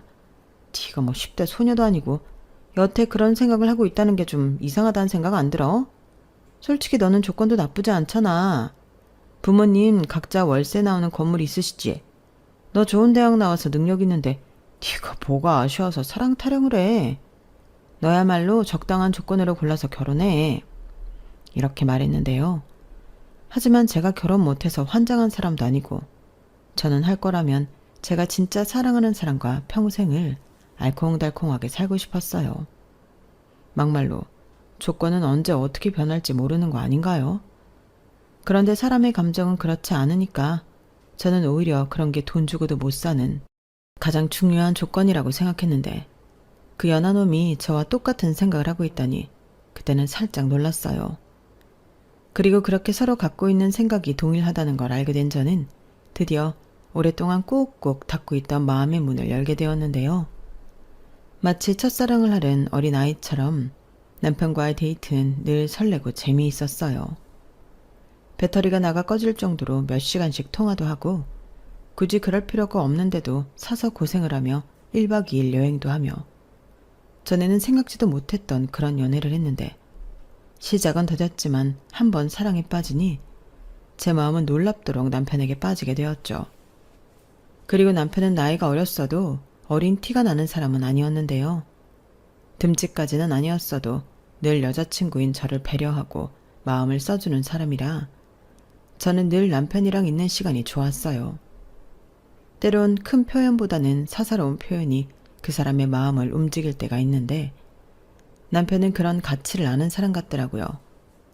물론 제가 사랑하는 사람이라 그때는 눈에 콩깍지가 씌어 제 멋대로 남편은 그런 사람이라고 생각한 것도 있었겠지만 저는 그만큼 오랜만에 하는 사랑이 좋았어요. 그리고 이윽고 연애 2년이 넘어갈 때 남편이 제 나이도 있고 더 늦기 전에 결혼을 하는 게 어떻겠냐 먼저 이야기했는데 처음으로 남편이 저에게 자신 없다는 듯 근데 있잖아 혹시 실망할 것 같아서 미리 얘기하는 건데 우리 집은 자기 집처럼 그렇게 잘 살진 못해. 내가 늦둥이인데 누나랑 형은 각자 살기 바쁘고 엄마랑 아빠는 벌이가 그렇게 좋지는 않거든. 나도 매달 생활비로 50만 원씩 드리고 있고 아마 우리가 결혼한다고 해도 그 돈은 계속 들어야 할 거고, 그것뿐이 아니라 우리 집에서는 전혀 금전적인 도움은 받을 수 없을 거야 라고 말했는데요. 평상시 자신감 넘치는 사람이 처음으로 제 눈치를 보며 이야기하니 마음이 좋지 않았어요. 그래서 뭐 그런 건 원래 상관없는 거 아닌가? 결혼을 한다면 그건 당사자가 결정한 일인데 애도 아니고 성인이 무슨 부모 도움을 받아. 나는 처음부터 그럴 생각은 없었어. 정말? 요즘 여자들은 다 결혼할 때 양가 도움 받고 싶어 한다고 하길래 나는 자기도 그런 생각을 가지고 있을까 봐. 그야 굳이 따지자면 나는 요즘 여자는 아니잖아. 그리고 요즘 결혼하는데 돈이 많이 필요하기도 하고. 그러니 돈이 부족할 것 같으면 지원을 바랄 수도 있지. 나는 그것도 그럴 수 있다고 생각은 해. 에이, 나이가 뭐가 중요해. 자기는 다른 어떤 여자보다 매력적이고 멋있어. 그러니까 내가 한눈에 반했지. 아유, 그래. 벌써 그 얘기만 한 100번 넘게 들은 것 같다. 그래서 나도 고마워. 내 가치를 알아주는 사람이 자기라서. 그리고 나야말로 묻고 싶은데 자기 정말 나랑 결혼해도 괜찮겠어?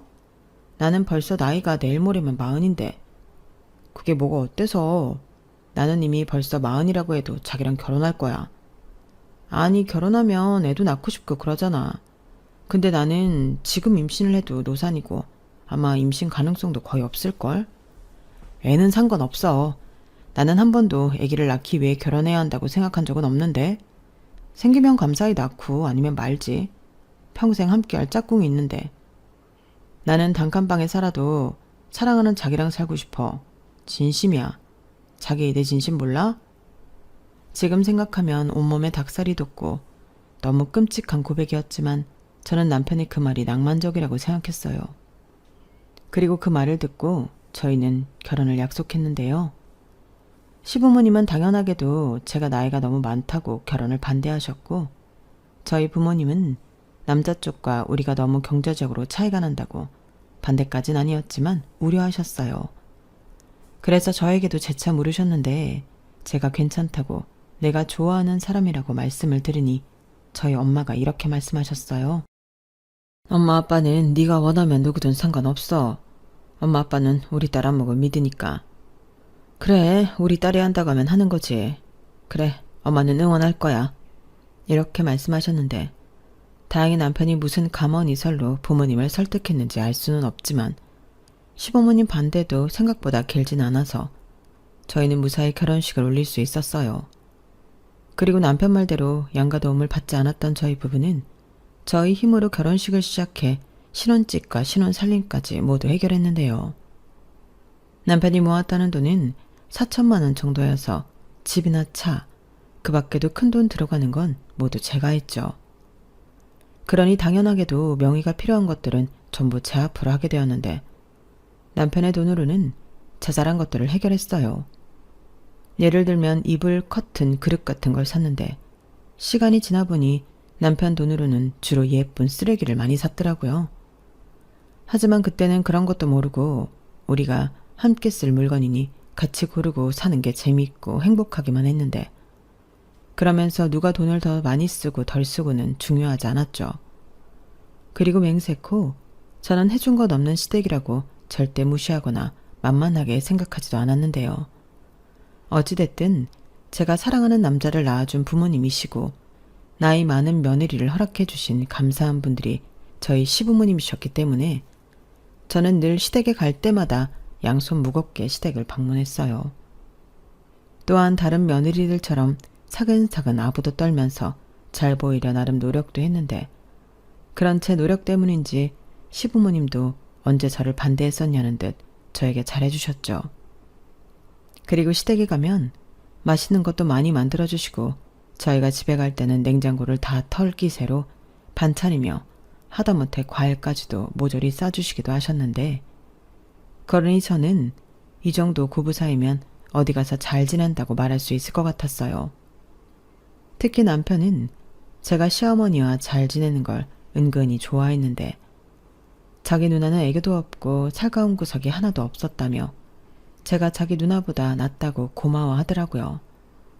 마치 제가 그 집 딸 노릇까지 하고 있는 듯 남편과 시부모님은 저를 점점 더 좋아해 주셨는데 그렇게 고마움을 느낀 남편은 저의 질세라 처가에 가면 막내 아들 노릇을 자처해서 했어요.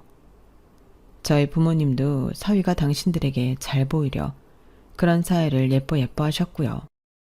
여기까지만 얘기하면 저는 여기에 이혼 사연이 아닌 행복한 사연을 써야 하는 사람처럼 보일 수도 있을 텐데 문제의 씨앗은 저도 모르게 차곡차곡 쌓여가고 있었고 제가 결혼하고 4년이 넘었을 무렵에 시아버님이 실직을 하면서 쌓였던 불만이 터지게 되었어요. 저희 시아버님은 말로는 사업을 크게 하셨다고 했는데 그 사업이 부도가 나면서 집 가세가 급격히 기울었고 지금의 생활에 이르게 되었다고 들었거든요. 그리고 남편 말고 다른 자식들은 행여 자기들한테 불똥이 튈까 연락을 끊다시피 했다고 했는데 그래서 시아버님은 경비 일을 하시며 가장 역할을 힘겹게 하시고 계셨어요. 거기에 시어머니도 식당 일을 하시며 살림에 보탬이 되려 했는데 아파트 입주민 대표와 무슨 트러블이 있었다고 하더니 정말 한순간에 시아버님이 실직을 하게 되었다고 집안에 비상이 걸렸더라고요. 그러니 시어머니는 앞으로 뭐 먹고 사냐며 근심 걱정이 대단했는데요. 시아버님도 죽을 마신 듯 얼굴이 그새 반쪽이 되어 있더군요. 그러니 생활비를 매달 50만 원씩 보내던 남편에게 시아버님이 전화를 하셔서는 사정을 이야기하고 조금 힘들겠지만 돈을 조금 더 보내줄 수 없겠냐고 부탁을 받은 모양이었어요. 그러면서 시아버님은 이런 말을 자식이 하는 당신이 너무 비참하다고 하소연을 하셨던 것 같았는데 그래서인지 남편은 그날 이후 얼굴이 좋지 않더라고요. 제가 왜 그러냐고 물어봐도 아무 일도 아니라고 말도 하지 않으려 했는데 원래 그런 건 말을 하지 않아도 티가 나는 일이라 저는 집에 가서 남편에게 답답하니까 말을 좀 해보라고 추궁했어요. 그러자 남편이 아버지한테 전화를 받았다며 들었던 이야기를 모두 저에게 말했고 저까지도 마음이 아팠더랬죠. 이게 소위 듣기만 하던 갑질 아니냐고 아버님 상처가 너무 클 것 같아 너무 속상하다 했는데요.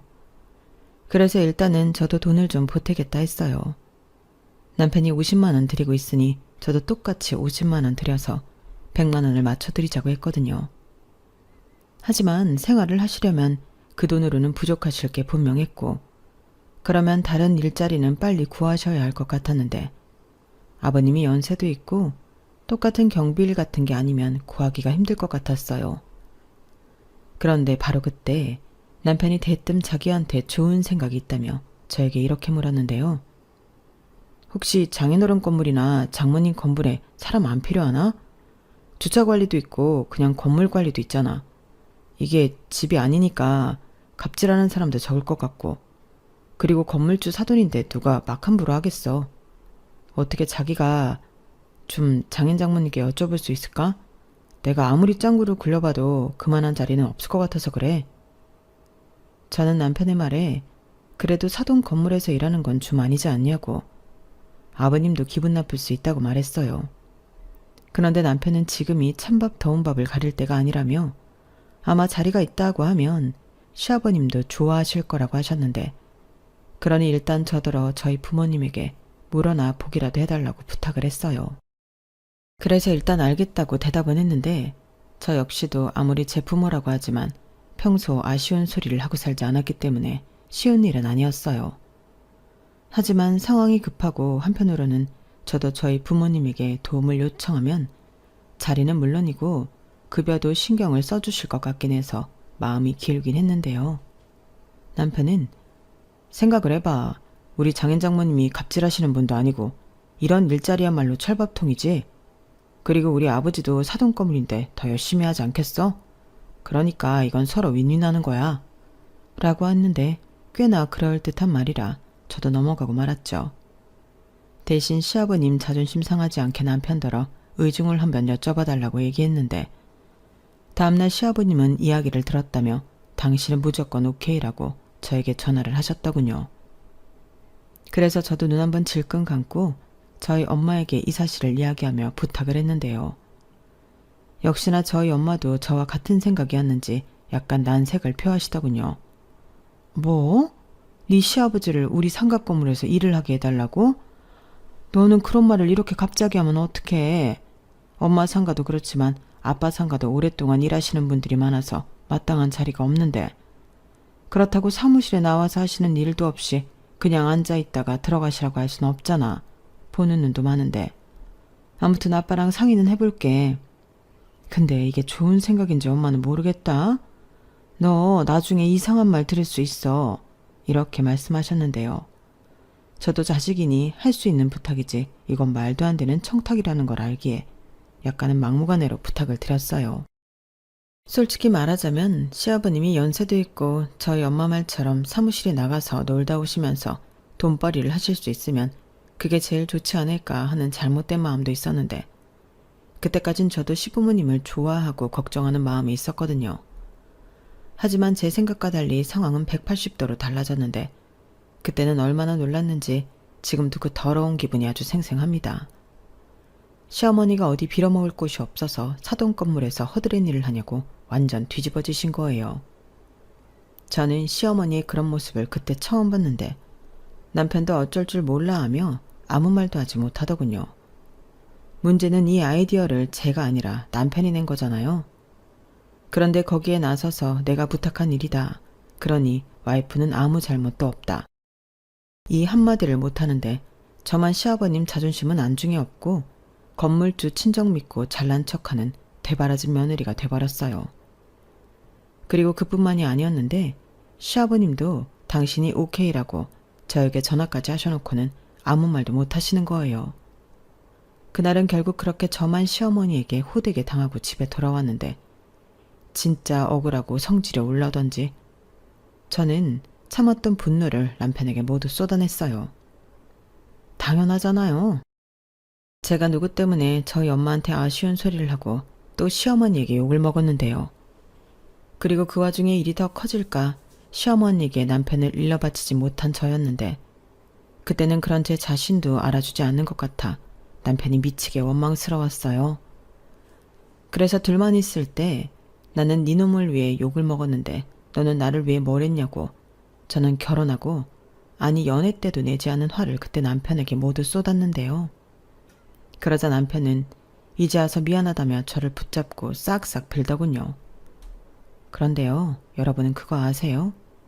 이미 미안하다고 하는 사람한테 화를 내봤자 열받는 사람은 화내는 사람뿐이라는 걸요. 그리고 이상하게도 남편의 말을 듣고 있으면 그럴 수도 있겠다 하고 이해가 되던 저였는데 그때는 나란에는 왜 이리도 이해심도 넓은지 정말 미칠 노릇이었어요. 우리 엄마가 한번 뒤집어지면 진짜 무섭거든. 자기도 아까 진짜 잘 참은 거야. 그때 괜한 소리 했으면 자기 완전 우리 엄마한테 찍혔다니까? 몰라. 나는 벌써 어머니한테 찍힌 것 같아. 이미 나를 오해하고 계시잖아. 미안해. 나도 엄마가 저렇게까지 화를 낼 줄은 몰랐지. 진짜 정말 미안해. 됐어. 미안하면 뭐해. 이미 나만 온팡 뒤집어 썼는데. 이제 어쩔 거야. 내가 죄인이야. 그래도 내가 타이밍 봐서 내가 얘기한 거라고 이실 짓고 할게. 엄마는 진짜 아빠 잘려서 걱정이고 하소연 할 때는 언제고 왜 그렇게 오바라는 거야. 사돈 건물이면 뭐가 어때? 사돈 건물이니까 더 좋은 거지. 설마 사돈인데 쉽게 자르실 거야? 그리고 일도 고된 일은 안 키실 거고 돈은 좀 더 신경 써서 줄일 텐데 엄마는 진짜 하나만 알고 둘을 몰라. 저는 남편의 말을 듣고 기분이 이상했어요. 저 역시 다른 사람도 아니고 우리 시아버님이신데 우리 부모님이 좀 신경 써주시면 좋겠다 하는 마음은 있었지만 이 인간도 순수한 마음에 부탁한 게 아닌 것 같아 좀 당황스럽더라고요. 그래서 이 일은 이제 다시는 언급하지 말라고 남편한테 화를 내며 못을 박았는데 문제는 다음날 시아버님이 자기는 여전히 저희 부모님 상가에 자리가 나면 아무 일이나 하고 싶다고 말씀을 하셨다는 거였어요. 아니 당일에는 자기 마누라 앞에서 한마디도 못한 양반이 뒷수습을 누구더라라고 저렇게 나오시는 걸까요? 저는 난감할 수밖에 없었고 시아버님에게 저는 시어머니의 허락을 받아오시지 않으면 어렵다고 말씀드렸어요. 그러자 시아버님은 그건 안 된다고 하셨는데 당신 생각에는 시어머니 몰래 일을 하는 것도 좋은 방법일 것 같다고 하셨어요. 적당한 곳에 취직했다고 거짓말을 하면 시어머니도 모를 거라나요? 그러시면서 이건 저와 남편 그리고 본인만 아는 비밀로 하자 하시는데 저는 그렇게는 어려울 것 같다고 조심스럽게 말씀드렸어요. 가뜩이나 며느리가 시부모를 무시해서 그런 일자리나 주며 동정하려 했다고 기분 나빠하시는 시어머니를 속이는 일 따윈 하고 싶지 않다고 말씀드렸어요. 그러니 아버님도 포기하시라 말씀드렸는데 시아버님은 당신 좀 제발 살려달라고 가족들에게도 말하지 못한 사정이 있다 하셨어요. 내가 말이야 여기저기 조금씩 돈 빌린 곳이 있어. 큰 돈은 아닌데 그래도 이게 지인한테 빌린 돈이라 안 갚으면 큰일 나거든.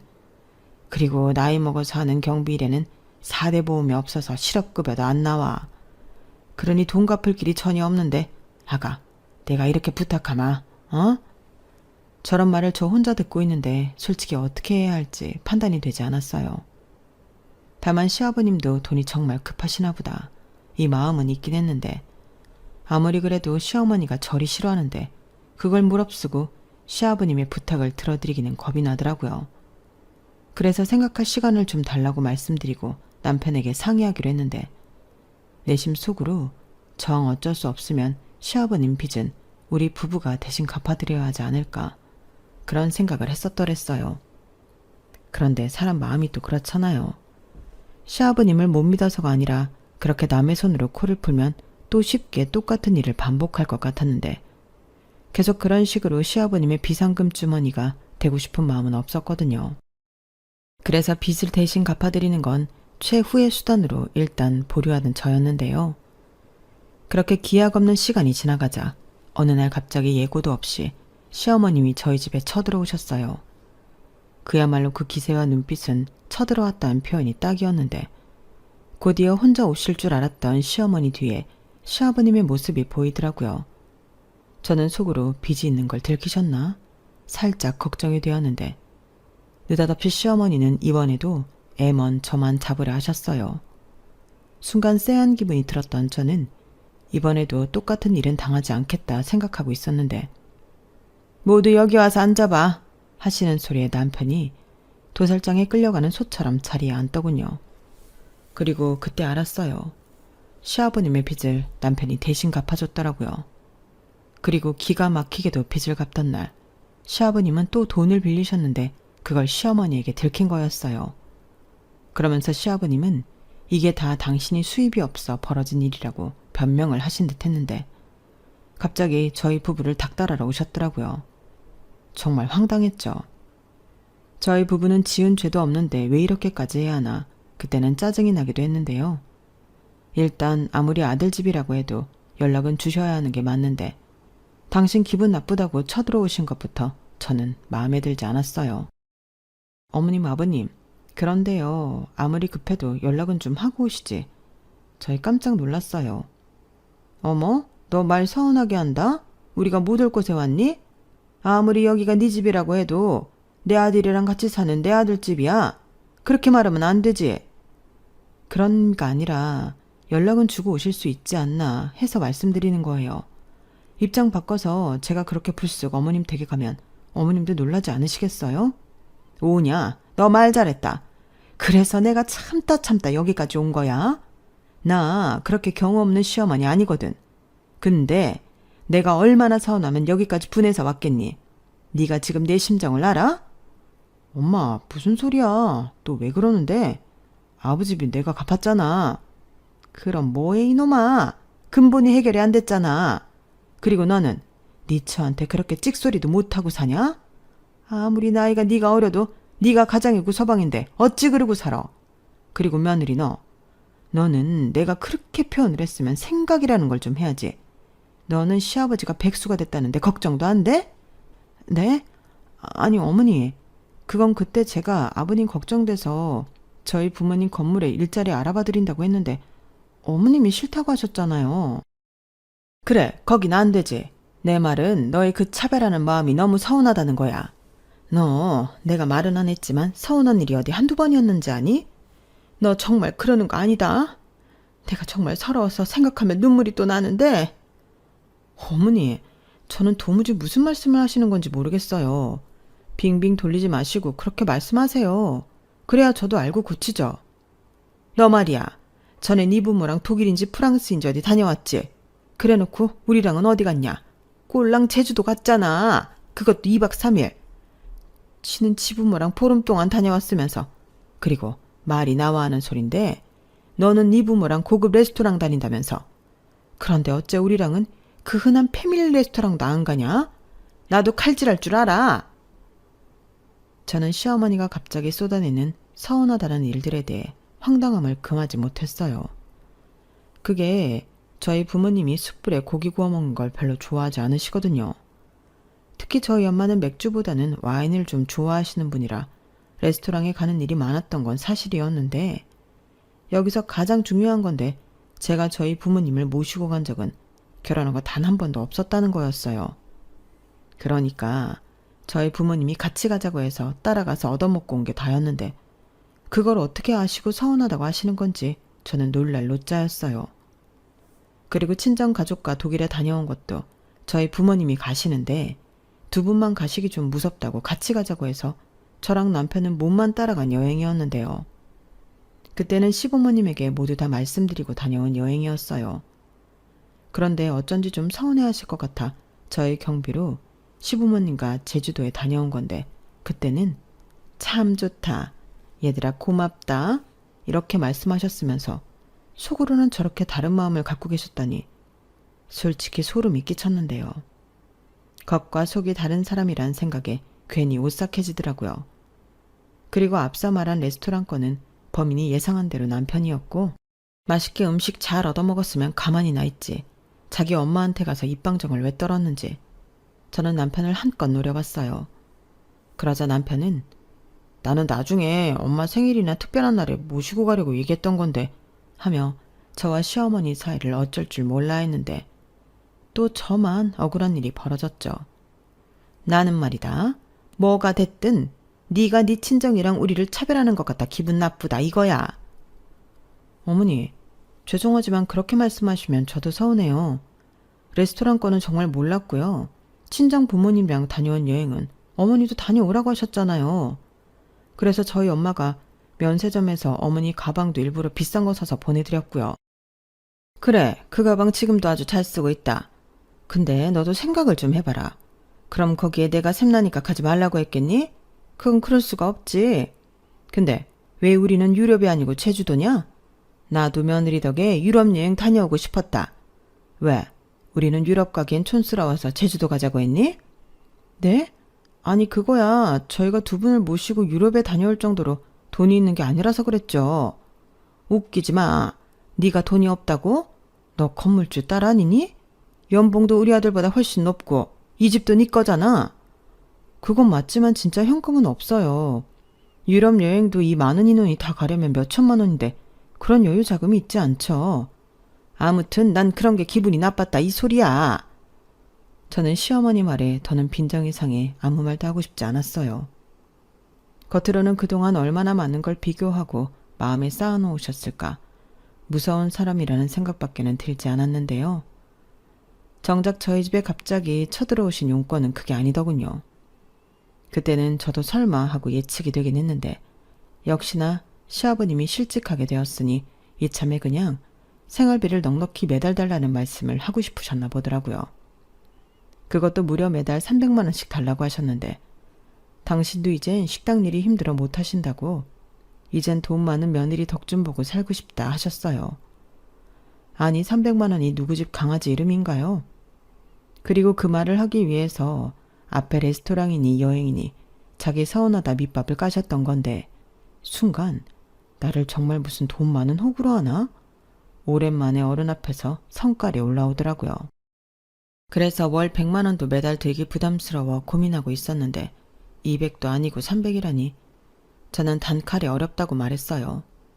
그때 아마도 저도 제 표정 관리를 못했을 것 같은데 시어머니는 아랑곳하지 않고 저희 친정을 들먹이기 시작하더라고요. 만약에 니네 친정이 이런 상황이라고 하면 너는 가만히 있을 거야? 네가 먼저 네 월급 니네 친정 다 갖다 준다 했겠지. 너는 친정 부모만 부모고 시부모는 남이냐? 어떻게 이런 걸 내가 내 입으로 말을 하게 만들어? 라고 하셨는데 그쯤 되면 남편이나 시아버님이 나설 만도 하건만 그 두 사람은 이번에도 꿀먹은 벙어리였어요. 그리고 그 모습을 보니 이건 내가 그냥 넘어가면 나는 앞으로 이런 꼴을 몇 번이나 보고 살아야 할 것 같았고, 저는 답답한 사람이 우물 판다고 참지 않기로 마음먹었어요. 어차피 저도 그때는 참을 수도 없는 상태였는데 이참에 시어머니와 2번 다시 이런 일로 부딪히지 않게 단판을 지어야겠다는 생각이 강하게 들더라고요. 어머니, 저도 말씀이 나와 드리는 말인데요. 시부모님도 부모인데 어떻게 매번 받기만 원하세요? 저희 친정 부모님은요, 저희한테 받는 것보다 항상 해주시는 게 많아요. 레스토랑도 그 유럽 여행도 저희 돈은 하나도 들어간 게 없는데 어머니는 어떻게 그걸 저희더러 똑같이 해달라고 하세요? 오히려 저쪽 집은 해주는데 우리는 못 해줘서 미안하다, 이런 마음이셔야 하는 거 아닌가요? 저는 정말 이해가 가지 않아서 여쭤보는 거예요. 뭐야, 그러니까 네 말은 내가 염치가 없다는 소리냐? 적어봐라. 너는 그동안 내가 잘해준 건 다 까먹었지? 이래서 머리 검은 짐승은 거두는 게 아니라고 했어. 여태 너도 그런 마음을 품고 있었던 거야? 그러니 저런 말을 눈 하나 깜짝하지 않고 하겠지. 어머니가 그렇게 말씀하시면 저는 더 이상 드릴 말씀이 없어요. 매달 300만 원이요. 택도 없죠. 그렇게 못 해드려요. 저는 할 말 다 했으니까 이제 그만 돌아가 주시죠. 저도 쉬어야 내일 출근을 하거든요. 너 지금 나더러 나가라고 했냐? 아이고 서러워라. 동네 사람들, 여기 시부모 개무시하는 며느리 좀 보세요. 이래서 돈 없으면 죽어야 한다는 말이 있지. 저승사자는 뭐하나? 돈 없는 우리 안 잡아가고. 엄마는 무슨 말을 그렇게 해. 자기야, 자기도 그 말은 좀 심했다. 엄마한테 사과드려. 아니, 어머님이 먼저 무례하게 나오셨잖아. 사과는 내가 받아야지. 그리고 나 진짜 너무 피곤하거든. 자기네 부모님이시니까 자기가 알아서 해. 나는 방에 들어가서 잘 테니까. 뭐? 너 지금 뭐라고 했냐? 니네 부모니까 네가 알아서 해? 저 싸가지하고는. 네, 저 원래도 싸가지 없어요. 그래도 시부모님이셔서 잘해드리려고 노력 많이 했는데 지금 보니까 그럴 필요가 없었네요. 그러니 앞으로도 제 싸가지는 기대하지 마세요. 뭐야? 야, 너 거기 안 서? 저는 그렇게 말하고 시어머니가 고함을 지르던 말던 신경 쓰지 않고 안방으로 들어갔어요. 그러자 방문 너머 시어머니의 쩌렁쩌렁한 목소리가 들렸는데 저는 눈 하나 깜짝하지 않고 눈을 감았어요. 솔직히 잠은 오지 않았지만 속에서는 천불이 끓어 넘치는 걸 참고 있었거든요. 그런데 시부모님이 가셨는지 남편이 방에 들어와서는 저더러 이야기 좀 하자고 거칠게 저를 잡아 끄는데 그 거친 손길에 짜증이 난 저는 신경질적으로 남편을 밀쳤어요. 그러자 남편이 아이씨 하고 큰 소리를 냈고 이게 소위 말하는 몸싸움인가 싶었죠. 정말 몸이 부딪히니까 참았던 감정이 욱 하고 올라오더라고요. 그리고 남편도 저와 같았는지 이렇게 말했는데 그때 저는 저희의 결혼 생활의 끝을 보게 되었죠. 나도 우리 엄마가 지나쳤다는 거 인정해. 근데 말이야, 자기도 그러는 건 아니지. 사람을 무시해도 유분수지. 어떻게 시어머니한테 그래? 서운하다고 말하는 사람한테 그게 왜 서운하냐고 말하는 꼴이잖아. 나도 그땐 자기한테 서운했어. 그냥 빈말이라도 죄송하다고 하면 될 일인데. 그리고 내가 아들이라 그러는 게 아니라 나는 우리 엄마 마음 충분히 이해할 수 있어. 근데 자긴 아니야. 이해하긴 뭘 이해해. 그럼 매달 300만 원씩 드리자는 거야? 근데 나도 진짜 이해하고 싶은데 이해가 안 돼서 그래. 우리 엄마 아빠는 우리한테 뭘 해달라고 한 적이 없잖아. 내가 만약에 자기 엄마 말처럼 내 부모라고 내가 챙기다 걸려서 서운하다는 소리 들었으면 죄송하다고 해. 근데 이건 억울해도 너무 억울하지. 이해는 무슨. 생각을 해봐. 자기 부모님은 집도 좋은 데 사시고 전부 좋은 것만 살림살이로 들어놓고 사시잖아. 그것뿐이야? 좋은 차 타고 좋은 곳만 다니시지? 비싼 것도 개의치 않고 다 사시는데 그걸 옆에서 보는 우리 엄마 아빠 마음은 어떨 것 같아? 말은 안 해도 엄청 자존심 상하고 그랬겠지. 말은 안 해도. 황당하다. 이제 와서 그런 얘기를 왜 하는 거야? 양가 형편 차이 나는 거 모르고 결혼했어? 친정은 친정이고 시댁은 시댁이지. 내가 언제 정말 누가 더 잘 사나 따지면서 양가 차별 대접했니? 왜 이제 와서 그래? 그리고 이런 말까지 하고 싶지 않은데 어머님도 그래. 왜 우리 친정이랑 당신을 비교하셔서 서운하다 이 난리신 건데? 그럴 수도 있지 사람인데. 그래, 100번 이해해서 그럴 수 있다 치자. 그럼 그게 우리 부모님 잘못이야? 아님 정말 내 잘못이라고 생각해? 자기야말로 왜 자꾸 꿀먹은 벙어리가 되는 건데? 그래. 그건 내가 정말 미안해. 그리고 나도 우리 엄마가 자격지심이 있다는 거 인정해. 근데 생각을 좀 해봐. 얼마나 안 됐냐? 그냥 월 300 맞춰드리겠다고 하면 될 일이잖아. 뭐라고? 자기 월급 얼마니? 거기서 300 빼면 얼마 남아? 설마 나더러 시댁 생활비 내놓으라고 하는 소리는 아니지? 그걸 왜 우리 월급에서 부담해? 장인 장모님 임대료가 있는데 거기서 좀 만들어달라고 하자. 막말로 장인 장모님이 힘들게 버시는 돈도 아니잖아. 때 되면 나오는 돈인데 그 정도는 같이 써도 되는 거지. 설마 하나뿐인 딸 시댁인데 300만 원 없다고 모르쇠 하시겠어? 너 지금 말 다 했냐? 저는 남편의 그 한마디에 피가 차갑게 식는다는 말을 몸소 체감했어요. 아니 무슨 도둑놈이 이리 뻔뻔할 수 있죠. 저는 하마터면 그놈 면상을 후려칠 뻔했어요. 힘들게 버는 돈 아니니 같이 쓸 수 있지 않냐는 그 말은 제 입장에선 도저히 용납이 되지 않았거든요. 그래서 저는 더 할 말 없으니 너는 짐 싸서 당장 니네 집에 가라 했는데 그러자 그놈은 인상이 팍 쓰여지더니 저더러 갑질하냐며 불같이 화를 냈는데 자기가 그러면 제가 겁을 먹을 줄 알았나 봐요. 하지만 저는 전혀 겁먹지 않았고 오히려 당당하게 그렇게 화낼 것 같으면 짐 싸서 내 집에서 나가라고 했는데요. 갑질이란 소리를 들었으니 그냥 저도 저 하고 싶은 대로 해도 된다는 생각이 들었어요. 그러면서 나는 이렇게 대놓고 처가덕을 바라는 놈이랑 더는 살고 싶지 않다고 제 감정에 대한 설명도 해줬는데 꼴에 자존심이 상했는지 남편은 저를 한참 동안 노려보더니 자기 짐을 대충 싸서는 저 보란듯이 집을 나가더군요. 그리고는 나중에 자기도 자존심 버리고 한 얘기였는데 제가 자기랑 자기 집을 무시했다며 저를 사회적으로 매장하려 했는데요. 정말 웃기지도 않고 소름이 돋았어요. 똥이 똥을 낳는다고 아들이라는 놈도 똑같이 염치가 없더라고요. 왜 호의가 계속되면 권리인 줄 안다는 명언이 있죠. 어쩜 그 말이 그렇게 딱 어울릴 수가 없었는데 그래놓고는 저를 사람보다 돈이 먼저인 사람이었다며 지 멋대로 떠들고 다녔다는 사실을 알게 되었어요. 사람이 얼마나 비겁하면 뒤에서 그렇게 수작질을 할 수 있을까. 그때는 이혼 전이라 더 제 마음이 좋지 않았는데 여기서 돈에 환장한 사람이 정녕 저인가요? 저는 그렇게 생각하지 않았어요. 당연하죠. 자기 돈도 아닌데 그 돈을 뻔뻔하게 유혹하는 사람이 더 환장한 사람 아니겠어요? 그래서 눈에는 눈, 이에는 이, 그놈이 하는 방식 그대로 돌려주기로 했는데요. 사람들은 어째 제 말을 더 흥미진진하게 듣더군요. 그리고 그 말을 자기도 들었는지 저를 아주 잡아먹을 것처럼 굴었는데 심지어 지가 뭐라고 제가 순순하게 자기 말을 잘 들어줬다면 자기가 나서서 자기 부모님에게 제 이야기를 좋게 했을 거랍니다. 그 말을 듣고 진짜 어이가 없어서 웃음이 튀어나왔어요.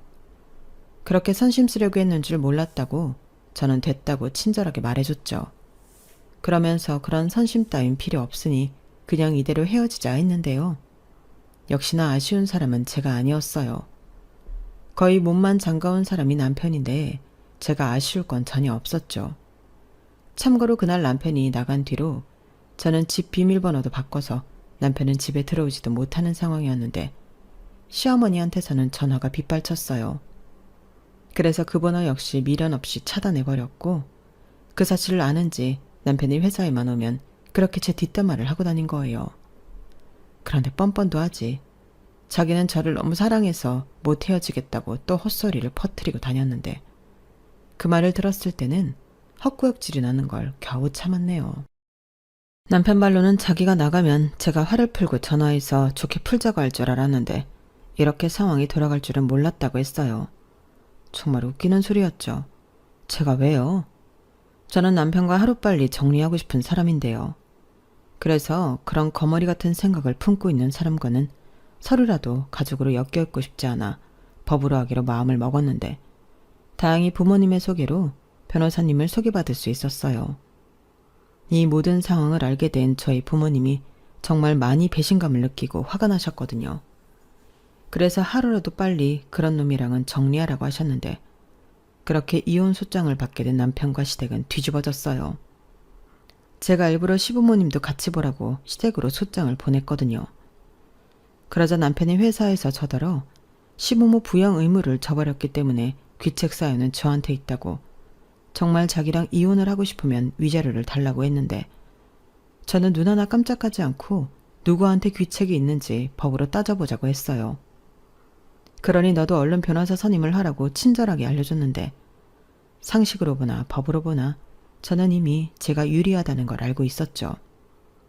그래서 괜히 돈 쓰고 힘 빼지 말고 잘 알아보라고 조언도 해줬는데 결국 뭐 이놈은 계란으로 바위치기 할 기세도 없는 놈이었는지 순순하게 이혼 도장을 찍었어요. 그러고는 어디서 무슨 소리를 들었는지 금방 꼬랑지를 내리고는 저한테 잘못했다 빌더라고요. 자기도 서운해서 그랬다고 한 번만 넘어가 달라고 하는데 그놈의 서운하다는 말 다시는 듣고 싶지 않다고 쏴 붙여줬죠. 아니, 애당초 제가 뭘 그렇게 서운하게 했다는 건지 너무 억울했거든요. 지금 생각해보면 결혼 전에는 전부 상관없다고, 자기는 사랑하는 사람이랑 같이 있으면 단칸방도 괜찮다고 한 말도 그때부터는 믿을 수 없었는데 그냥 제가 다 속아서 결혼까지 한 것 같더라고요. 그런 생각까지 하게 되니 정말 이젠 오만정이 다 떨어져서 남편과 어떤 사이도 되고 싶지 않았는데 저는 남편에게 쐐기를 박듯 이렇게 말했어요. 니네 부모 생활비 드리고 싶으면 네가 투잡 쓰리잡 해서 드려. 남의 부모 돈 탐내지 말고. 세상 그렇게 호락호락하지 않거든. 네가 볼 때는 건물주가 참 편하게 돈 버는 것 같지. 그 사람들이 어떤 노력을 하고 거기까지 갔는지, 또 어떤 어려움을 겪으면서 건물주를 하고 있는 건지 그런 건 하나도 모르잖아. 내가 너보다 인생을 더 산 누나로서 충고하는데 너 뒤로 수작 부리지 말고 똑바로 살아. 그게 그놈과 저의 마지막이었어요. 저희 부부는 아이도 없고 서로 분한할 재산도 없어서 불필요한 조정은 생략했는데 알아서 합의 이혼하겠다고 남편이 나왔으니 위자료 같은 건 아예 받을 생각도 없었죠. 아니, 이제부터는 자기 집 기둥을 해야 하는 놈인데 뭐하러 벼룩의 간까지 제가 꺼내 먹겠냐고요. 그런데요, 사람은 참 알 수가 없는 게 남편은 저랑 이혼하고 자기 집으로 가지 않고 회사도 그만두더니 주랭랑을 쳐버렸어요. 자기도 자기 집 기둥은 되고 싶지 않았는지 자기 형과 누나처럼 자기 부모를 버렸는데 뭐랄까, 그 사실을 알았을 때는 저도 좀 씁쓸했죠. 그 부모 심정이 어떨까. 그때는 저도 그 아줌마 아저씨 마음이 공감이 가더라고요. 하지만 이미 저는 그들과 상관없는 남이 되었고 고맙게도 지발로 나가준 그놈 덕에 회사를 편히 다닐 수 있었는데 사실 저야말로 이직을 해야 하나 고민을 하고 있었거든요. 그런데 그놈은 아마도 사람들이 자기를 두고 수군거릴 걸 생각하니 자존심이 상했나 봅니다. 그 인간은 그런 놈이니까요. 아닌 척했어도 자격지심 쩔고 자존감은 낮은데 자존심만 센 그런 놈인 줄 진작에 알았다면 결혼까지는 하지도 않았을 텐데. 지나간 일이지만 지금도 유감스러운 마음은 어쩔 수 없더라고요.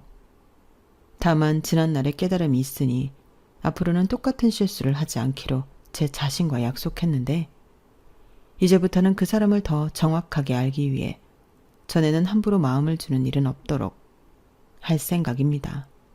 이미 나이도 많고 새로운 사람을 만나 연애를 하기보단 그저 성별 상관없이 함께 나이 들 수 있는 싱글 친구나 있으면 더할 나위 없이 좋을 것 같은데 글쎄요, 그런 인연을 제가 만날 수 있을까요? 부디 저와 비슷한 생각을 가지고 있는 사람이 있다면 언제고 내 인생에 나타나주길 소망하며 저는 이만 마지막 인사를 드려야 할 것 같습니다. 지금까지 제 이혼 사연이었고요. 제 사연 끝까지 함께 해주셔서 대단히 감사드려요. 그럼 여러분들은 사람한테 뒤통수 맞는 일 따윈 평생 없길 바라며 오늘 하루도 즐거운 날 되시길 바라겠습니다. 고맙습니다. 여러분, 사연 댓글에 응원과 현명한 조언 부탁드려요. 좋아요와 구독은 저에게 큰 힘이 됩니다. 오늘도 좋은 하루 되세요.